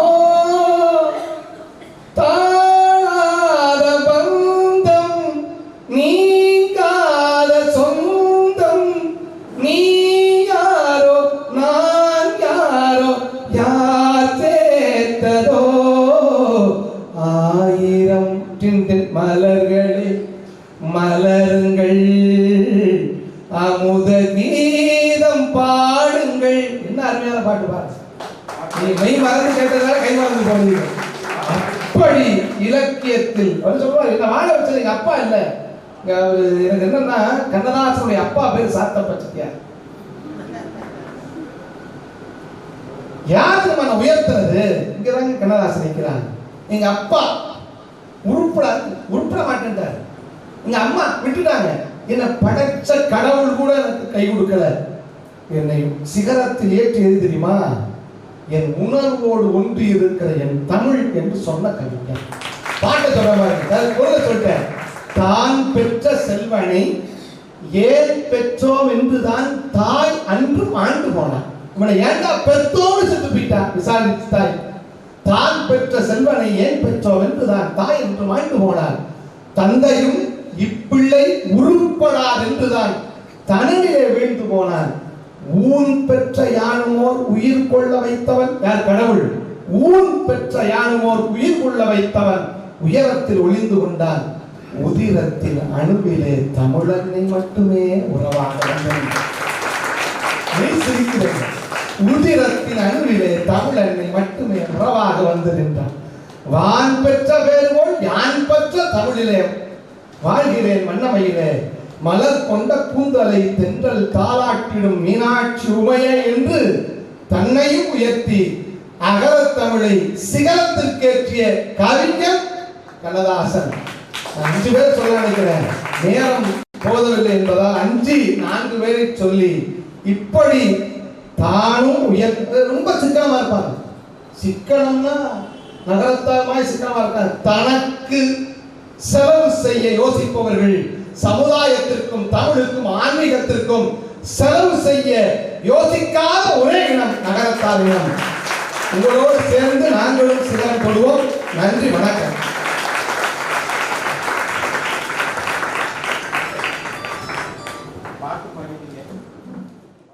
இவ்வளோ நேரம் நீங்க பேசுனதுல நாங்கள் எல்லாருமே மெய் மறந்து போனோம், கைத்தட்டவும் மறந்து போனோம் என்பதுதான் உண்மை. சிகரம் தொட்ட நகரத்தார்கள் என்று பேசி எங்கள் மன சிகரங்களை எல்லாம் நீங்கள் தொட்டீர்கள் என்பதுதான் உண்மை. இப்பொழுது அடுத்ததாக சமுதாய முன்னேற்றத்தில் நகரத்தார் பெருமக்கள் என்ற தலைப்பில் உரையாற்ற உள்ள முனைவர் மூப்பா என்று சொல்லக்கூடிய மு. பாலசுப்ரமணியம் ஐயா அவர்களை அழைக்கிறோம்.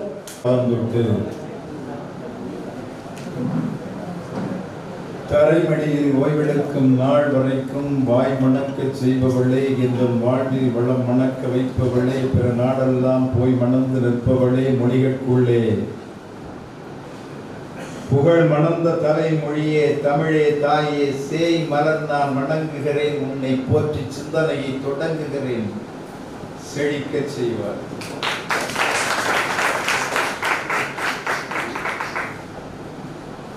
இங்கே நம்முடைய மும்பை மராத்திய தமிழ் எழுத்தாளர் மன்றத்தினுடைய தலைவர் வரிலை பிரதாபனால் மும்பை நகரிலே அறிமுகப்படுத்தப்பட்டு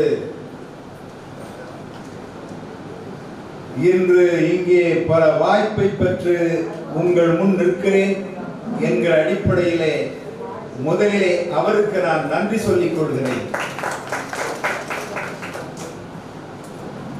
ஏன் என்றால்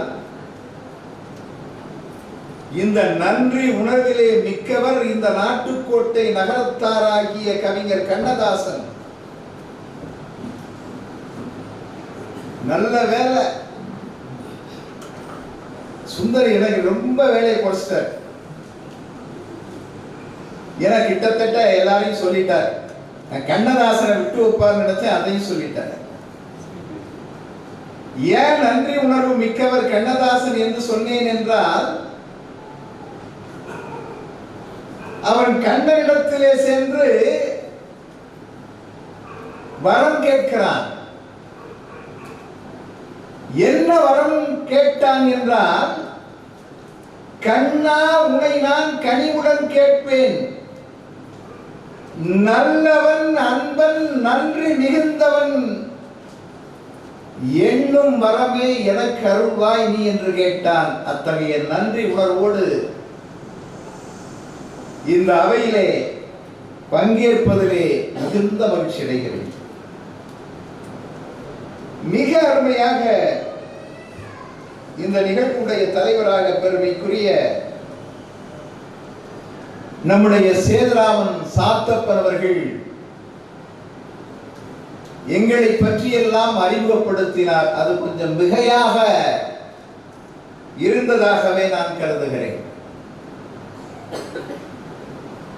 நான் இங்கே இருக்கிற இந்த அரங்கினுடைய தலைவர், அதை போல இங்கே எங்களை அறிமுகப்படுத்திய பெருமைக்குரிய ஐயா அரியக்குடி மெய்யப்பனார், அதை போல இருக்கிற இங்கே செல்லப்பன் அவர்கள், அறிமுகத்திலே அவரை சந்தித்தேன். இவர்களை எல்லாம் பார்க்கிற பொழுது இங்கே இருக்கிற பெண்கள் எல்லாம், இங்கே இருக்கிற அம்மா ராணி சித்திரம்மா அவர்கள் அழகான ஒரு மாலை, தங்க மாலை போட்டிருக்கிறார்கள்.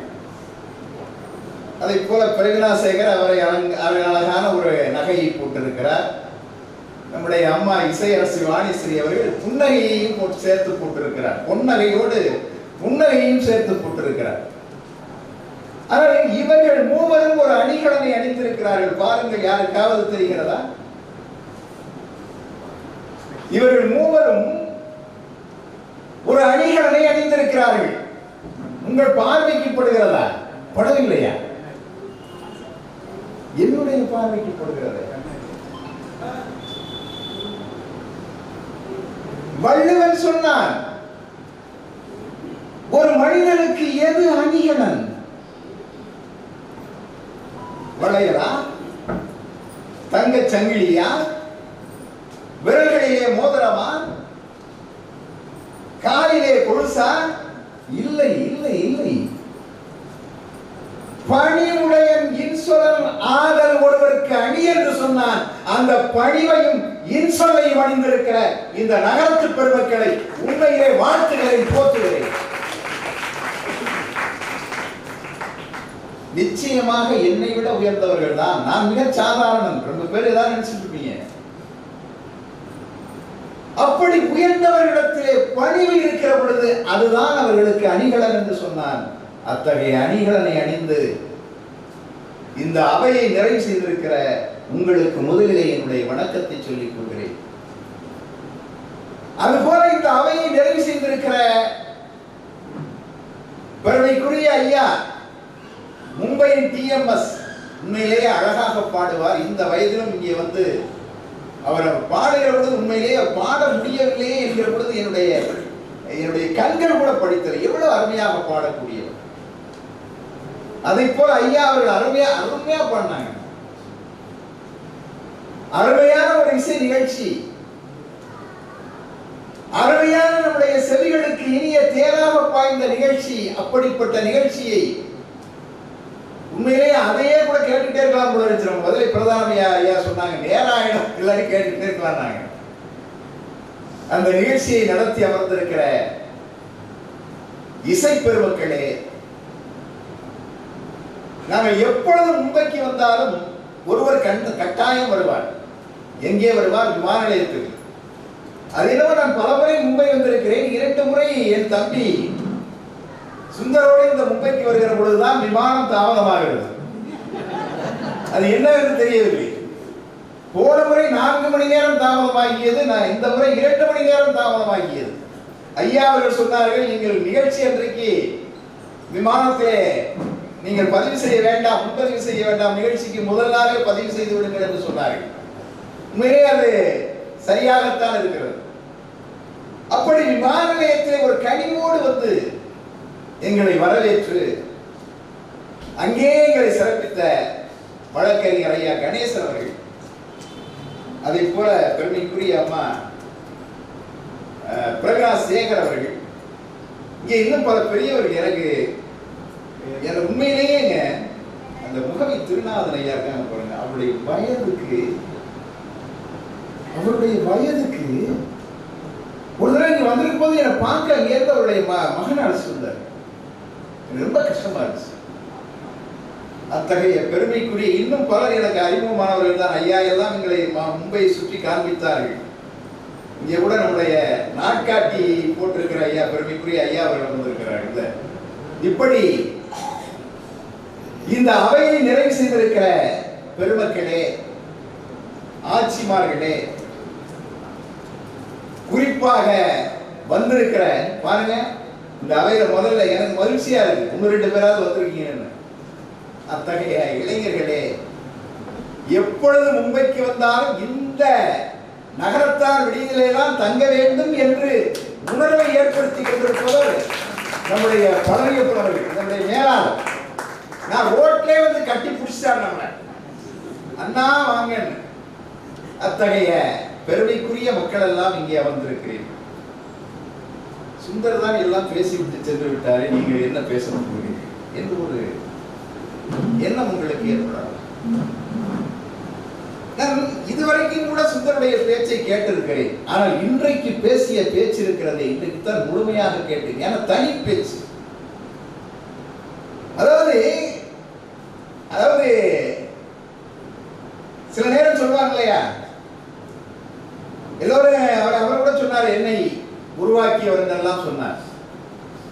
என்னுடைய ஆசிரியர் என்றெல்லாம் சொன்னார். ஒரு ஆசிரியருக்கு எது பெருமை தெரியுமா? தன்னை விட தன் மாணவன் மேலே ஏறி உச்சத்தை தொடுகிறானே, சிகரத்தை தொடுகிறானே. இங்கே பெருமை பெற்ற பேச்சால் பெருமை பெற்றவர் சுந்தர் அல்ல, எனக்கு பெருமை சேர்த்த சுந்தர். உண்மையிலேயே எல்லாத்தையும் தான் கொண்டு வந்தாரு. நான் இங்க போய் பேசுறது அப்படின்னு யோசனை பண்ணிட்டே இருந்தேன். ஒரு பாடல் ஒண்ணு, எனக்கு பாடல் அதிகமா பாட தெரியாதுங்க. 5 முகம் தோன்றின் 6 முகம் தோன்றும், வெண்சமரில் அஞ்சல் எனும் வேல் தோன்றும், ஒரு கால் நினைக்கும் 2 காலும் தோன்றும், முருகா என்று ஓதுவார் முன். இது எதுக்கு முருகனை கொண்டு நீங்க போட்டிருக்கீங்க? முருகனை எதுக்கு கொண்டு வந்துருக்கீங்க? முருகன் அவரை நீங்கள் அஞ்சுகிறீர்களா? 6 முகன் வருவார். எங்கேயாவது உங்களுக்கு இன்னல் ஏற்படுகிறதா, அதை எதிர்ப்பதற்கு 6 முகன் வருவார். ஒரு கால் நினைத்தால், ஒரு கால் ஒரு முறை நினைத்தால் அவனுடைய 2 காலம் அதை தொடுகிற பொழுது அவனுடைய ஆசி உங்களுக்கு கிடைக்கும். சரி, அதெல்லாம் சரிதான். இப்ப என்ன முருகனுக்கும் நகரத்தார்களுக்கும் மிகப்பெரிய தொடர்பு உண்டு. முருகனுக்கும் நகரத்தார்களுக்கும் மிகப்பெரிய தொடர்பு என்று பெரும்பாலும் நகரத்தார்கள் பழனியப்ப செட்டியார், முருகப்ப செட்டியார், இப்படி பார்த்தீங்கன்னா கதிரேசன் செட்டியார். நீங்கள் செட்டிநாட்டுக்கு போனால் முருகனுடைய பல பெயர்களை தாங்கியவர்களாக அந்த செட்டிநாட்டிலே வாழ்பவர்கள் இருக்கின்றார்கள். அதிகமா அந்த பேர் தான் இருக்கும் நான் நினைக்கிறேன். உண்மையாங்கய்யா, முருகன் சார்ந்த பெயர்கள் அதிகமா இருக்கும்னு நினைக்கிறேன்.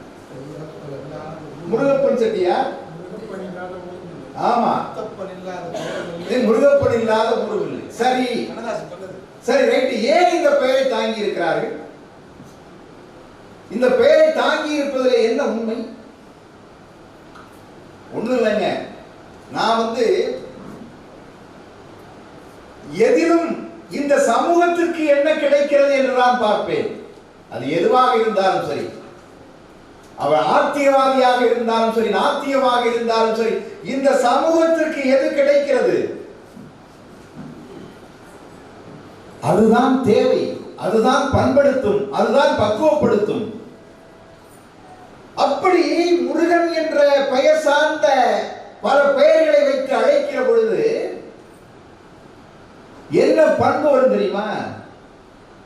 முருகனிடத்தில் இருக்கிற உயர்ந்த பண்பாக கச்சியப்ப சிவாசாரியார் காட்டுகிற பண்பு என்ன தெரியுமா?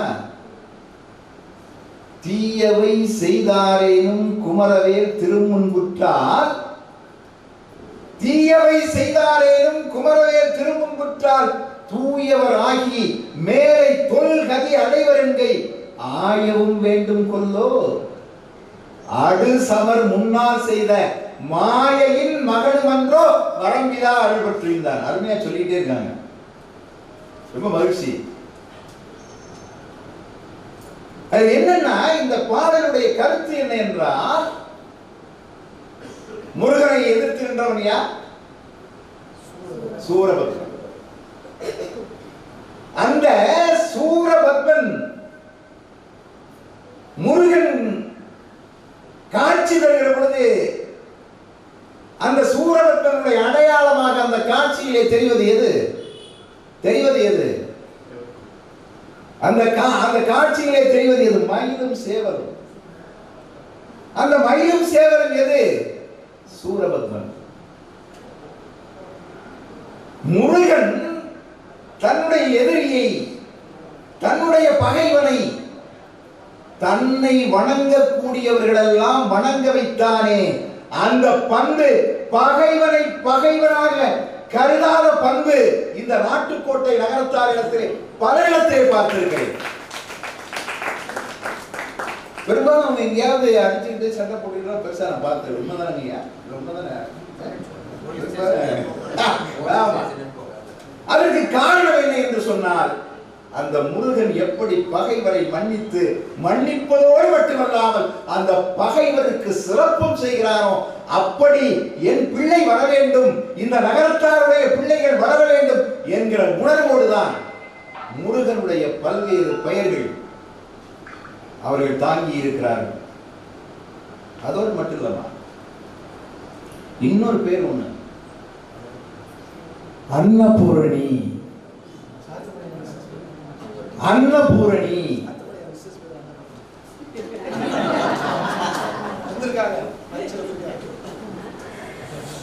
ஏன் தெரியுமா? அன்னபூரணி பேர் செட்டிநாடு போனீங்கன்னா தெரியும் உங்களுக்கு. ஏன் தெரியுமா அன்னபூரணின்னு பேர் அதிகமா வச்சிருக்கிறாங்க? இப்ப நான் என்ன அவங்களுடைய பல்வேறு, ஏன்னா சில முக்கியமான கடமைகள் அவங்க. இந்த அன்னசத்திரம் ஆயிரம் வைத்தல் ஆலயத்தின் சொன்னார். இந்த பாரதி சொன்ன அத்தனை செயல்களுக்கும் சொந்தக்காரர்கள் நகரத்தார், மறந்துடக்கூடாது. அதுல பாரதி என்ன சொல்லுகிறார்? பாரதியினுடைய பாட்டுக்கும் நான் சொல்லுகிற கருத்துக்கும் கொஞ்சம் முரண்பாடு போல தோன்றும். அன்னசத்திரம் ஆயிரம் வைத்தல் ஆலயம் 10,000 நாட்கள் பின்னர் உள்ள கர்மங்கள் யாவும் பெரும் பெயர் விளங்க ஒளிக நிறுத்தல் அன்னையாவினும் புண்ணியம் கோடி ஆங்கோர் ஏழைக்கு எழுத்தறிவித்தல். பாரதி எதை உயர்த்தி காட்டுகிறான்? ஏழைக்கு எழுத்தறிவிக்கிற கல்வியை.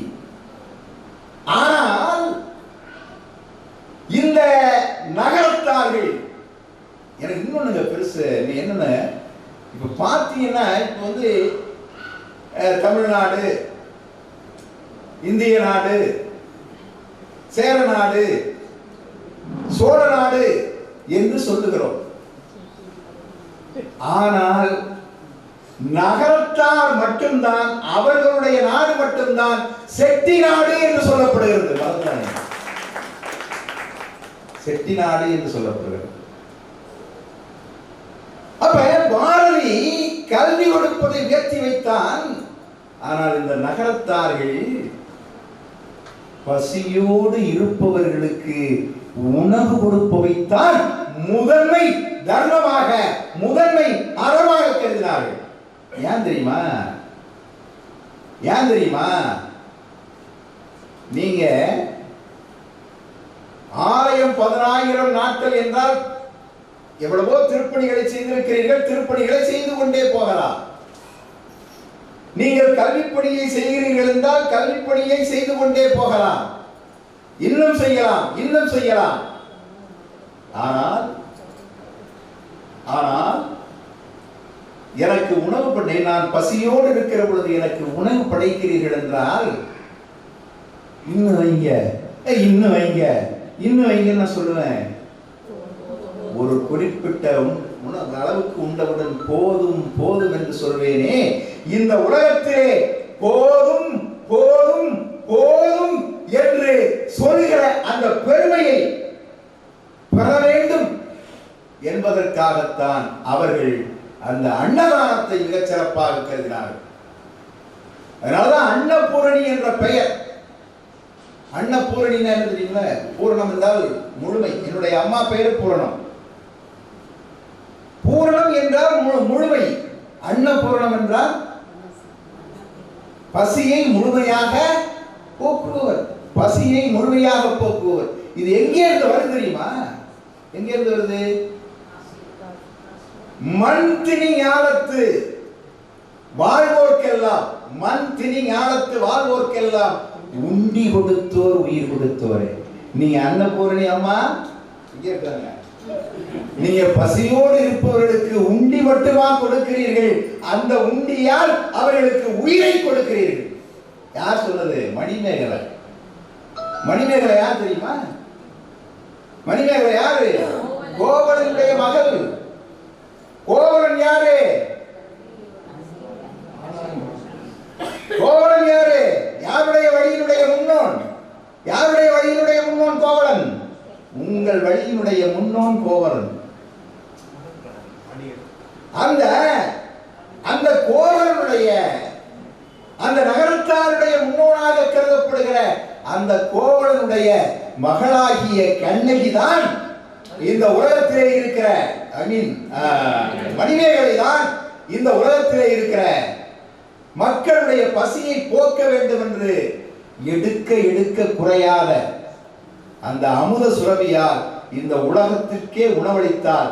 அப்படி எங்கள் நாட்டு பெண்கள் உணவளிக்க வேண்டும், இந்த சமுதாயத்திற்கு உணவளிக்க வேண்டும் என்றுதான் அந்த மணிமேகலுடைய வழியிலே நின்று அன்னபூரணி என்கிற பெயரை வைத்திருக்கிறார். இது வள்ளலார் சொல்வார். வள்ளலார் வாடிய பயிரை கண்ட போதெல்லாம் வாடினேன், வீடுதோறும் இறந்து பசியராது உலரும் வெற்றரை கண்டு மனம் துடித்தேன். பசி போக்குவதுதான் முதல் வேலை. சுந்தர் கூட ஒரு பாட்டு சொன்னார் திருக்குறள்ல இருந்து. இப்ப ஐயா வங்கித்துறையில எல்லாம் இருக்காங்க. கொண்டு போய் பணத்தை வங்கியில நான் வைப்பா போடுறோம், வைப்பு நிதியா வைக்கிறோம். வங்கியில வைப்பு நிதியா நம்ம வைக்கிறோம். ஆனா உண்மையிலேயே நாம் வைக்க வேண்டிய வைப்பு நிதி எது தெரியுமா? எது உண்மையிலேயே வைப்பு நிதி? எது உண்மையிலேயே வைப்பு நிதி? அற்றார் அழி பசி தீர்த்தல். அற்றார் அழி பசி தீர்த்தல். அது ஒருவன் பெற்றான் பொருள் வைப்புளி. நீ வங்கியில எல்லாம் சேமிக்க வேண்டாப்பா, வேற எங்கேயும் சேமிக்க வேண்டாம். எவன் பசியோடு இருக்கிறானோ அவனுடைய பசியை தீர்த்து வை. அதுதான் உன்னுடைய சேமிப்பு வங்கி. அந்த சேமிப்பு வங்கி தான் உனக்கு ஒருவேளை மறுபிறப்பு இருக்கா இல்லையா தெரியல, அந்த சேமிப்பு வங்கி தான் உனக்கு பொருளையும் கொடுக்கும், பெருமையும் கொடுக்கும், புகழையும் கொடுக்கும். கண்ணதாசன் சொல்லுவார்ல, உண்மையிலங்க பாடுவார் முத்தப்ப செட்டியார் ஒருத்தர். பாடுவார் முத்தப்ப செட்டியார் ஒரு அருமையான காடு வெட்டி கடிய நிலம் திருத்தி வீடு கட்டும். காடு வெட்டி கடிய நிலம் திருத்தி வீடு கட்டி கொண்டிருக்கும் வேல் வணிகர் வீடுகளுக்கு அன்றைக்கு வந்த அம்மா லக்குமினி என்றைக்கும் நீங்காது. காடு வெட்டி கடிய நிலம் திருத்தி வீடு கட்டி கொண்டிருக்கும் வேல் வணிகர் குடிகளுக்கு அன்றைக்கு வந்த அம்மா இலக்குமினி என்றும் நீங்காதது என்கிற எல்லாருமே நீங்க அந்த உங்க வீட்டுல எல்லாம் இருக்கும்னு நினைக்கிறேன். நான் செட்டிநாட்டு வீடுகளுக்கு போனால் அதை பார்க்கலாம். அதாவது இந்த பாடுவார் முத்தப்ப செட்டியார் எழுதிய இந்த பாடல்ல அந்த கடைசி வரியில 2 கருத்து இருக்கு. என்றைக்கும் நீங்காது இரு, என்றைக்கும் நீங்காது இரு. ஒரு தடவை நாரதர்கிட்ட போய் லக்குமியும் இன்னொரு அம்மா இருக்கு, லக்குமி அக்கா, யாரு லக்குமியே ஸ்ரீதேவிங்கிறோம், அக்காவை 2 பேரும் போய் கேட்டாங்க, எங்களை யார் அழகா இருக்காங்க சொல்லுங்க. உடனே நீங்க கொஞ்சம் இப்படி போயிட்டு வாங்க, நீங்க கொஞ்சம் இப்படி போயிட்டு வாங்கன்னாராம். உடனே இப்படி போயிட்டு வந்தாங்க 2 பேரும். உடனே முடிவை சொல்லிட்டாரு. லட்சுமிய நீ வரும்போது அழகா இருக்க, மூதேவி நீ போகும்போது அழகா. அது மாதிரி என்றும் நீங்காது இரு. ஒன்று, எங்களுடைய இல்லங்களிலெல்லாம் என்றும் நீங்காது இருக்க வேண்டும் என்பது ஒன்று. இன்னொன்று, என்றும் நீங்கா திரு. திரு என்றால் செல்வம். எங்களுடைய இல்லங்களிலெல்லாம் செல்வம் என்பது என்றும் நீங்காது இருக்கும் என்பது ஒன்று. அப்படிப்பட்ட பாடுவார் முத்தப்ப செட்டியார் எவ்வூருக்கு சென்றாலும், யார் செவ்வூர்காரங்க யார் இருக்கீங்களா? எவ்வூருக்கு சென்றாலும் எவ்வுலகமானாலும் செவ்வூருக்கு செல்ல மனம் செல்லாதே. எவ்வூருக்கு சென்றாலும் எவ்வுலகமானாலும் செவ்வூருக்கு செல்ல மனம் செல்லாதே. அவ்வூரார் பார்த்திருக்க உண்பார். பார்த்திருக்க உண்பார். பசித்தோர் முகம் நோக்கார். கோத்திரத்துக்கு ஏற்ற குணம். இதுல என்னன்னா, இவர் போய் பார்க்க ஒரு திடீர்னு உட்கார்ந்து இருக்காரு. ரசிக்கிறீங்கம்மா, உண்மையில எனக்கு ரொம்ப மகிழ்ச்சி, வாழ்த்துக்கள். அதாவது ஐயாக்கெல்லாம் ரசிக்கிறது வேற, நீங்க உண்மையில அந்த அதான் அந்த பாடலாம் அம்மா சொல்றாங்க. பேராசிரியரா என்னன்னு தெரியல, நான் சொல்லும்போது அவங்க சொல்லிட்டு இருக்காங்க. எவ்வூருக்கு சென்றாலும் எவ்வுலகமானாலும் செவ்வூருக்கு செல்ல மனம் செல்லாதே. அவ்வூரா பார்த்திருக்க உண்பார். பசித்தோர் முகம் பாரார். கோத்திரத்துக்கு ஏற்ற குணம். இதுல கோத்திரம்னா நீங்க ஏதாவது ஜாதி நினைச்சிடக்கூடாது. இப்ப பிராமணர் அவங்க குளத்துல எல்லாம் கவுடிய கோத்திரம், பாரத்வாஜா கோத்திரம், இந்த மாதிரி ஏதோ கோத்திரம் இருக்கு. நீங்க இந்த நகரத்தார்களுக்கு எதுவும் கோத்திரம் இருக்கான்னா இருக்கு. 9 கோயில் இருக்கு. ஆமா, அந்த கோயில்னா அந்த இப்ப பிள்ளையார்பட்டி கோயில்னா அவங்க வைரவன் கோயிலுக்கு பொண்ணு கொடுப்பாங்க. ஆனா அந்த பிள்ளையார்பட்டி கோயில் உள்ளவங்க உள்ளே கட்டிக்க மாட்டாங்க. அவங்க உள்ளே கட்டி பங்காளி மாதிரி. அவங்க 9 கோயில் சார்ந்தவர்கள். அதுல இந்த ஊர்ல என்ன பண்ணி என்னமோ தெரியல, இவர் போய் திண்ணையில உட்கார்ந்துருக்காரு, பசியோட உட்கார்ந்துருக்காரு. இவங்க எல்லாம் சாப்பிடுறாங்களே தவிர ஒருத்தரும் இவரை சாப்பிட கூப்பிடல. கூப்பிட்ட உடனே இப்படி பாடிவிட்டாரு, இந்த ஊருக்கு போனாலும் இந்த ஊருக்கு போகவே கூடாதுயா. ஏன்னா பார்த்திருக்க உண்பாரியா. பசித்தோர் முகத்தை காணவே மாட்டாங்க ஐயா. அவங்க கோத்திரம், அவங்க என்ன கோத்திரம்னு தெரியல. அந்த 9 கோயில் அத கோத்திரம் இல்ல. கோத்திரத்திற்கு ஏற்ற குணம். அவங்க எந்த கோத்திரமோ அந்த கோத்திரத்திற்கு ஏற்ற குணம் அப்படின்னு பாடின உடனே இவங்களுக்கு எல்லாம் அப்படியே பரபரத்து போய் அவர்கிட்ட போய், ஐயா எங்களை மன்னிச்சுங்க ஐயா, எங்களை மன்னிச்சுங்க ஐயா தயவு செய்து அப்படின்னு அவங்க மன்னிப்பு கேட்ட உடனே ஒரு 3 வார்த்தையை தாமா மாத்தினாரு பாடுவார் முத்தப்ப செட்டியார். 3 வார்த்தையை தான் மாத்தினார். 3 வார்த்தையை மாத்தி அப்படியே அவங்களை மகிழ்ச்சிப்படுத்திட்டார். எவ்வூருக்கு சென்றாலும் எவ்வுலகம் ஆனாலும் செவ்வூருக்கு செல்ல மனம் செல்லுவேன்ட்டார். முதல்ல செல்லாத, இப்ப செவ்வூருக்கு செல்ல மனம் செல்லுமே. அவ்வூரார் பார்த்திருக்க உண்ணார். பார்த்திருக்க உண்ணார். பசித்தோர் முகம் பார்ப்பார். மாத்திட்டாரு. 3 சொல்லத்தான் மாத்திருக்காரு. பசித்தோர் முகம் பார்ப்பார். கோத்திரத்துக்கு ஏற்ற குணம். அவங்க உண்மையிலேயே அந்த செட்டிநாட்டிலே உள்ளவர்கள், அந்த செட்டிநாட்டு மக்கள், அந்த கோயில் சார்ந்தவர்கள் பிறருடைய பசியை போக்குகிற உயர்ந்த குணமுடையவர்கள் அப்படியே மாத்தினார். ஏன்னா இப்படி பாடுவார் முத்தப்ப செட்டியார் மாதிரி ஏக பேர். அவங்க இன்னொன்னு பாத்தீங்கன்னா, இந்த பட்டினத்தாரை பத்தி தம்பி சொன்னார். பட்டினத்தார் பாடல்லையே எனக்கு ரொம்ப பிடிச்ச, அதாவது நம்ம திருக்குறளை படிக்கிறோம், எந்த நூலை படித்தாலும் அந்த நூலிலே பயன் இருக்க வேண்டும். இந்த நிகழ்ச்சியை இவ்வளவு பேர் கேட்குறீங்க. எனக்கு இன்னொன்னு ஒரு வேண்டுகோள் உங்களிடத்துல, இன்னைக்கு முழுவதும் கண்ணதாசனை பத்தி தான் இங்க பேச போறாங்க. அதனால எல்லாரும் தயவு செய்து, நான் வேணா மழையை கடுமையா கொஞ்சம் வர சொன்னீங்கன்னா யாரும் போக மாட்டாங்க. என்ன மழை மழை நீங்க ஒரு பாட்டு பாடுவீங்க, மழை நீங்க பாட்டு பாடினாங்க கண்ணதாசன், மழை வந்ததுங்க. இந்த வரலாறுலாம் சொன்ன கண்ணதாசன் மாதிரி தம்பி சொன்ன மாதிரி காந்தி அடுத்து கண்ணதாசன். அவன் கண்ணதாசனோட மகனுக்கே காந்தின்னு தான் பெயர் வச்சு. நான் வாழ்ந்தபடி வாழாதீர்கள், நான் சொல்லியபடி வாழுங்கள். என் வாழ்க்கை நீங்க வாழாதீங்க. அப்படி மழை தம்பி, மழை பெய்ய பாடியவர் கண்ணதாசன்.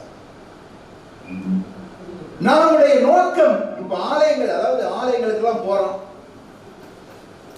சாமி எல்லாம் கும்பிடுறோம். அதனுடைய நோக்கம் என்ன? அதனுடைய நோக்கம் என்ன? திருநீர் பூசி இருக்கீங்க ஐயா, திருநீர் பூசி இருக்கீங்க, எதுக்கு பூசுறீங்க? அந்த திருநீற்றுடைய அடையாளம் என்ன? அதிலே ஒரு பண்பு ஒளிந்திருக்கிறது. அதிலே ஒரு பண்பு ஒளிந்திருக்கிறது. என்ன பண்பு? நீர் என்பது என்ன? சாம்பல். நீங்க நான் எது உண்மையா பொய்யா அது பார்க்க மாட்டேன். இதுல இருக்கிற இந்த தத்துவம் இது எனக்கு என்ன சொல்லுகிறது? நான் ஒவ்வொரு நாளும் ஆண்டவரை வணங்கி திருநீரை அணிகிற பொழுது அந்த திருநீரை எனக்கு என்ன சொல்லுகிறது? என்ன சொல்லுகிறது? டேய், நீ கடைசியில சாம்பலா தாண்டா போக போற, கடைசியில சாம்பலா தாண்டா போக போற. அதனால வாழ்க்கையிலே அற வழியே நடந்து, அற வழியே பொருள் ஈட்டி, அற வழியிலே இன்பம் வைத்து, அற வழியிலே வீடு பேறு அடைய வேண்டும். அதான் அறம் பொருள் இன்பம் என்கிற முப்பாறை வள்ளுவன் தந்தான். வீடு பேறு கூட தன்னால வந்துடும். அத கவியரசர் கூட சொல்லியிருப்பாரு, ரொம்ப அருமையா. நாட்டுக்கோட்டை நகரத்தார். அதனால அந்த கவியரசருடைய பாடலை சொல்லிடுறேன். மாடுவரை தேடுவதும் வல்ல நிலை கூடுவதும் வாலிபம் இருக்கும் வரைதான். மாடுவரை தேடுவதும் வல்ல நிலை கூடுவதும் வாலிபம் இருக்கும் வரைதான். வாசமுடு பாசமுடு வந்துறவு நாடுவதும் வரவுகள் நிலைக்கும் வரைதான். கோடுகளும் மேலிதழில் கோடி நரை தோன்றியவின் கோவணமும் கூட வருமோ? கோடுகளும் மேலிதழில் கோடி நரை தோன்றியவின் கூடுவது என்ன சுகமோ? கூடும் விர கூடு வெறும் கூடு என வீழ்ந்த பின்னர். கூடும் விர கூடு முன் கூடு என வீழ்ந்த பின்னர் கோவணமும் கூட வரும். ஒன்னும் வரப்போறது. அதுதான் தெரியுது. கடைசியில சாம்பல் தான். வைணவர்கள் மண்ணை பூசிக்குவாங்க. திருமணத்துக்கு பேரு. வைணவர்கள் நெற்றியிலே இடுவதற்கு ஒரே வைணவர் கோவில் உங்க ஊர்ல தான் இருக்கு. அரியக்குடியிலே தான் தென் திருப்பதி என்று பெயர். இவர்கள் ஊரிலே இருக்கிற அந்த கோவிலுக்கு தென் திருப்பதி. ஏன்னா அவங்க முன்னோர் மரபர் ஒருத்தர் திருப்பதிக்கே போவாராம். போய் தொடர்ந்து இறைவனை வணங்கி வருவாராம். அப்படினால முடியல அவரால. தள்ளாத வயதிலும் அவர் இப்படி வருகிறாரே என்பதை அறிந்து அந்த இறைவனுடைய அருள் செய்த காரணத்தினாலே தென் திருப்பதி என்ற ஐயா ஊரிலே அரியக்குடி என்கிற ஊரிலே உருவாக்கி இருப்பதாக சொல்வார்கள்.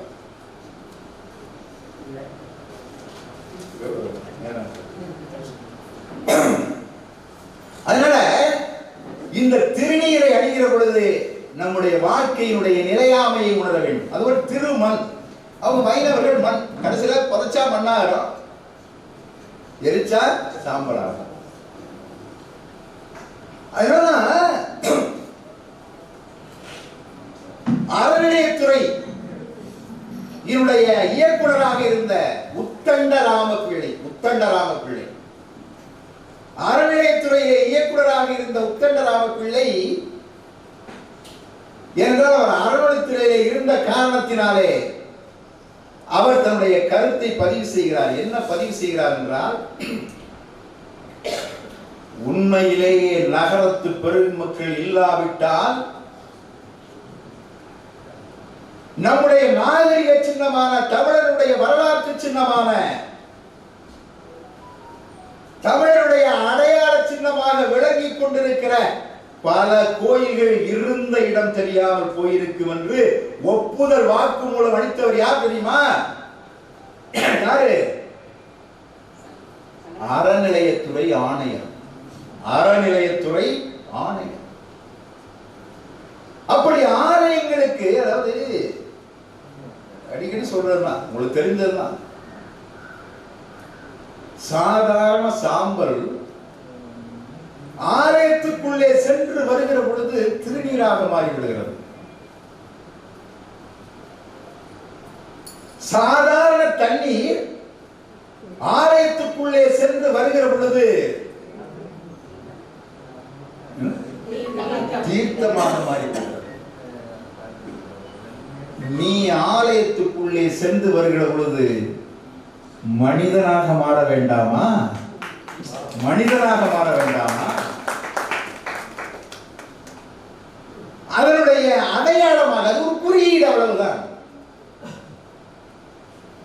அத்தகைய ஆலய திருப்பணிகளை இப்போ செட்டிநாட்டு பக்கம் போனீங்கன்னா எங்க ஊர் பக்கம்லாம் கோயில்கள் அதிகம் பார்க்க முடியாது. அதனாலதான் நம்ம சாரவன் பாப்பையா சொன்னார். சாரவனா யார் தெரியுமா நகரத்தாரு? யார் தெரியுமா நகரத்தாரு? தர்மம், தர்மம், தமிழ், ஆன்மீகம், இது மூன்றினுடைய கூட்டு கலவைதான் நகரத்தார் என்றார். நம்முடைய குன்றக்குடி அடிகளார், இப்ப இருக்கிறவர், இப்ப இருக்கிற பொன்னம்பல அடிகளார், முன்னாடி இருந்தவர் குன்றக்குடி அடிகளார் சொன்னார், எங்கள் ஆட்சிமார்கள் மோர் விற்று சேவித்த பணத்தால் இன்று குன்றக்குடியிலே ஒரு தங்கத்தேர் உருவாகி இருக்கிறது என்று சொன்னார். குன்றக்குடி அடிகளார் பார்த்தீங்கன்னா பலரும் உண்மையிலே அந்த நகரத்தார் கல்யாணம்னா தவறாம போயிடுவாங்க. ஆமா, அந்த உணவு, அந்த உணவு அப்படி இருக்கும். அவ்வளவு அருமை உணவு படைக்கிறது. ஆமா, அதுலயும் பாத்தீங்கன்னாங்க இன்னொன்னுங்க, நீங்க நகரத்தார் வந்து இலை போட்டு அதுல கூட உடல் நலம்ங்க. அவங்க அந்த உணவு படைப்பதிலே கூட ஒரு உடல் நலம் இருக்கிறது, உடல் நலம் சார்ந்த ஒரு செய்தி இருக்கிறது. என்ன தெரியுமா?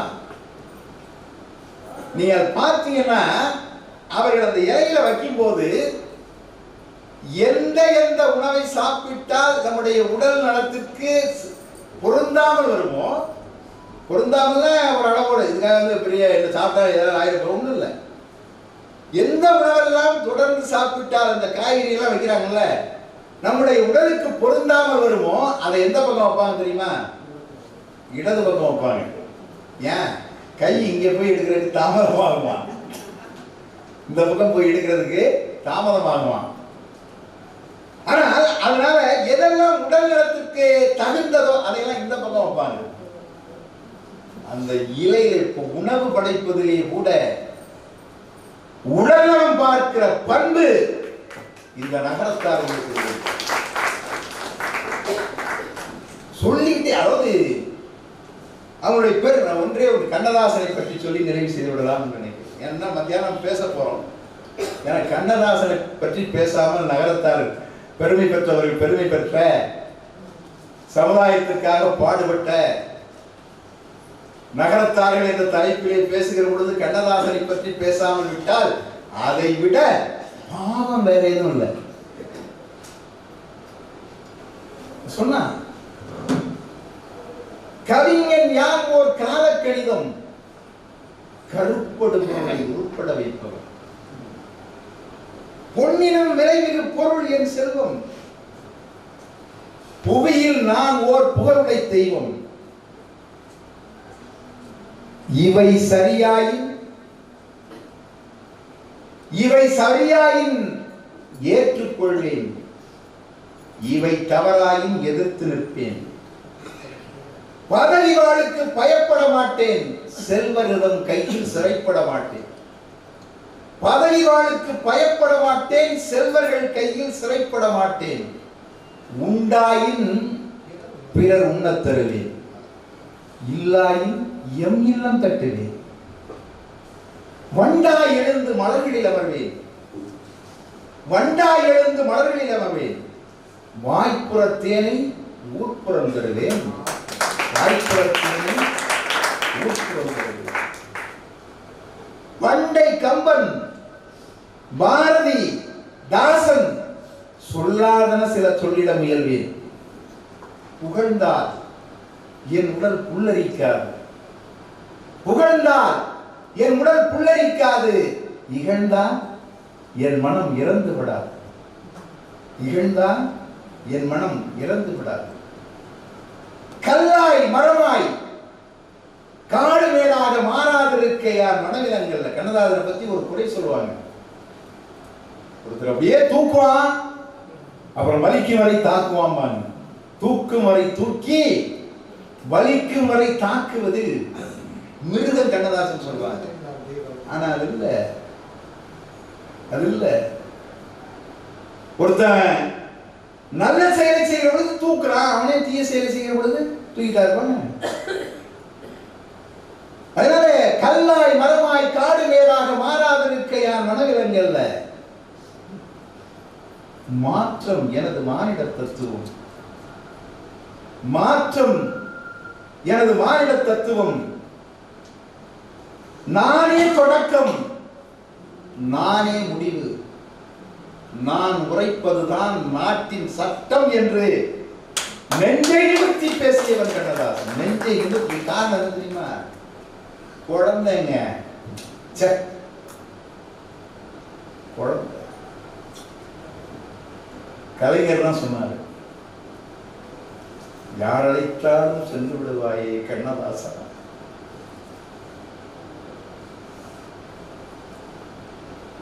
கலைஞர், யார் அழைத்தாலும் சென்று விடுவாயே கண்ணதாசா.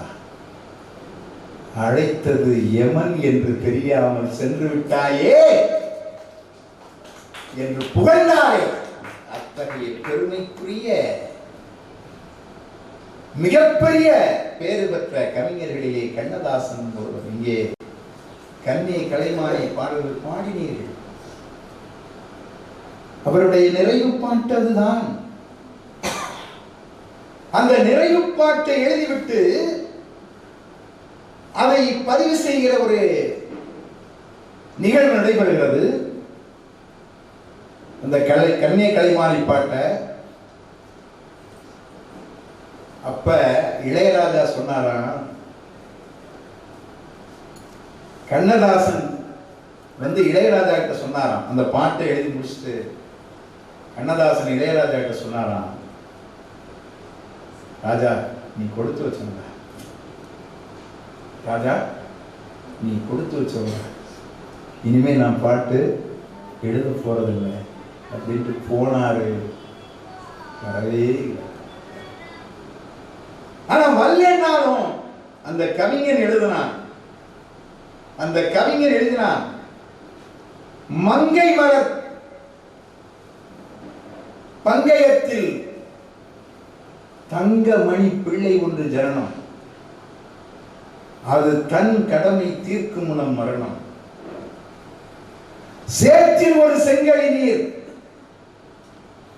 வாடி வைத்த வண்ணம் என வண்ண மலர் ஜனனம். உண்டவனக்காரனவன் தொந்தியென விண்ணி வரும் நண்டில் ஒரு பிள்ளை நண்டு ஜனனம். அதை பெற்ற பின்பு பெற்ற நண்டு மரணம். வாழை இலை தண்டு மலர் காய்கறிகள் ஆனவுடன் வாழையடி வாழை ஒன்று ஜனனம். அது வந்த பின்பு தாய் விழுந்து மரணம் என்றெல்லாம் பாடியவன் நிறைவாக சொன்னான், நான் நிரந்தரமானவன் அழிவதில்லை என்று சொன்னானே கண்ணதாசன். அந்த பாடலினுடைய நிறைவாக சொன்னான், அறிவு ஊற்றில் ஒரு பாட்டெழுதும் மா கவிக்கு மரணம். அறிவில் ஊற்று அறிவு ஊற்றில் ஒரு பாட்டெழுதும் செந்தமிழ் மா கவிக்கு மரணம்.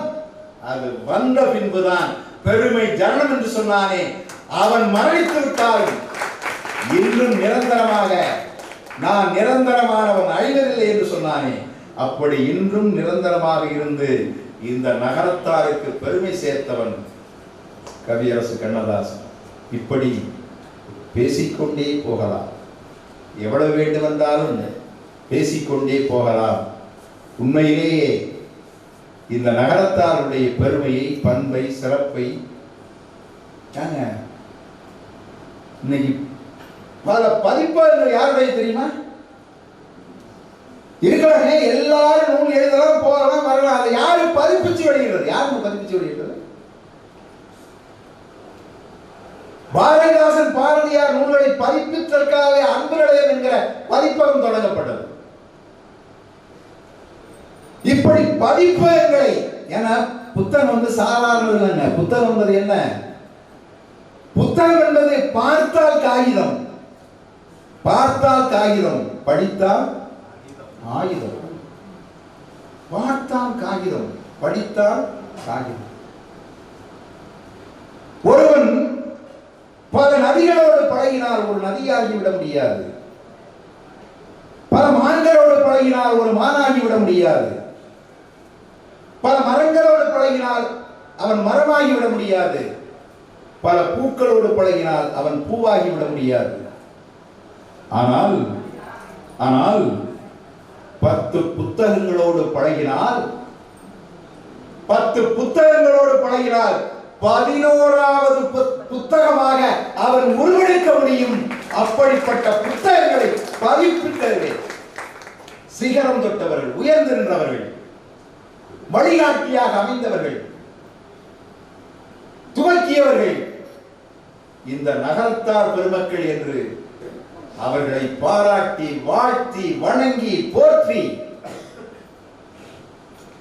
இன்றைய சமுதாயம் அவர்களுடைய வழியிலே நின்று இந்த சமுதாயத்திற்கு எப்படி வாசுபா மாணிக்கனார் அவருடைய பாட்டை சொன்னாரோ அதை போல தானும் உயர்ந்து இந்த சமுதாயத்தையும் நீங்கள் தொடர்ந்து உயர்த்துவீர்கள் என்று சொல்லி ஒரு அருமையான வாய்ப்பு தந்த உங்கள் அனைவருக்கும் நன்றி சொல்லி நிறைவு செய்கிறேன்.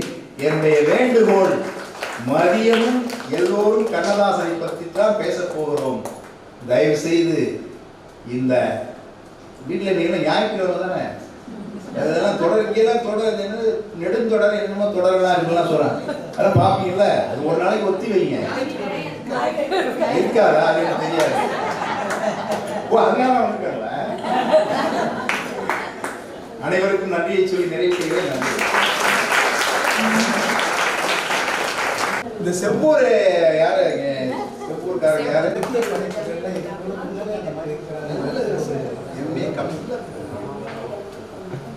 தமிழ் பாட்டெல்லாம் சொல்றீங்களா? தங்கள் பேச்சினால் நம் அனைவரையும் சொக்க வைத்தார்கள். மும்பையில் இவர்களுக்கென்று ஒரு இடத்தை தக்க வைத்தார்கள். எனவே இவர்கள் இருவருக்கும் மிக பலத்த கரகோஷத்தை நன்றி.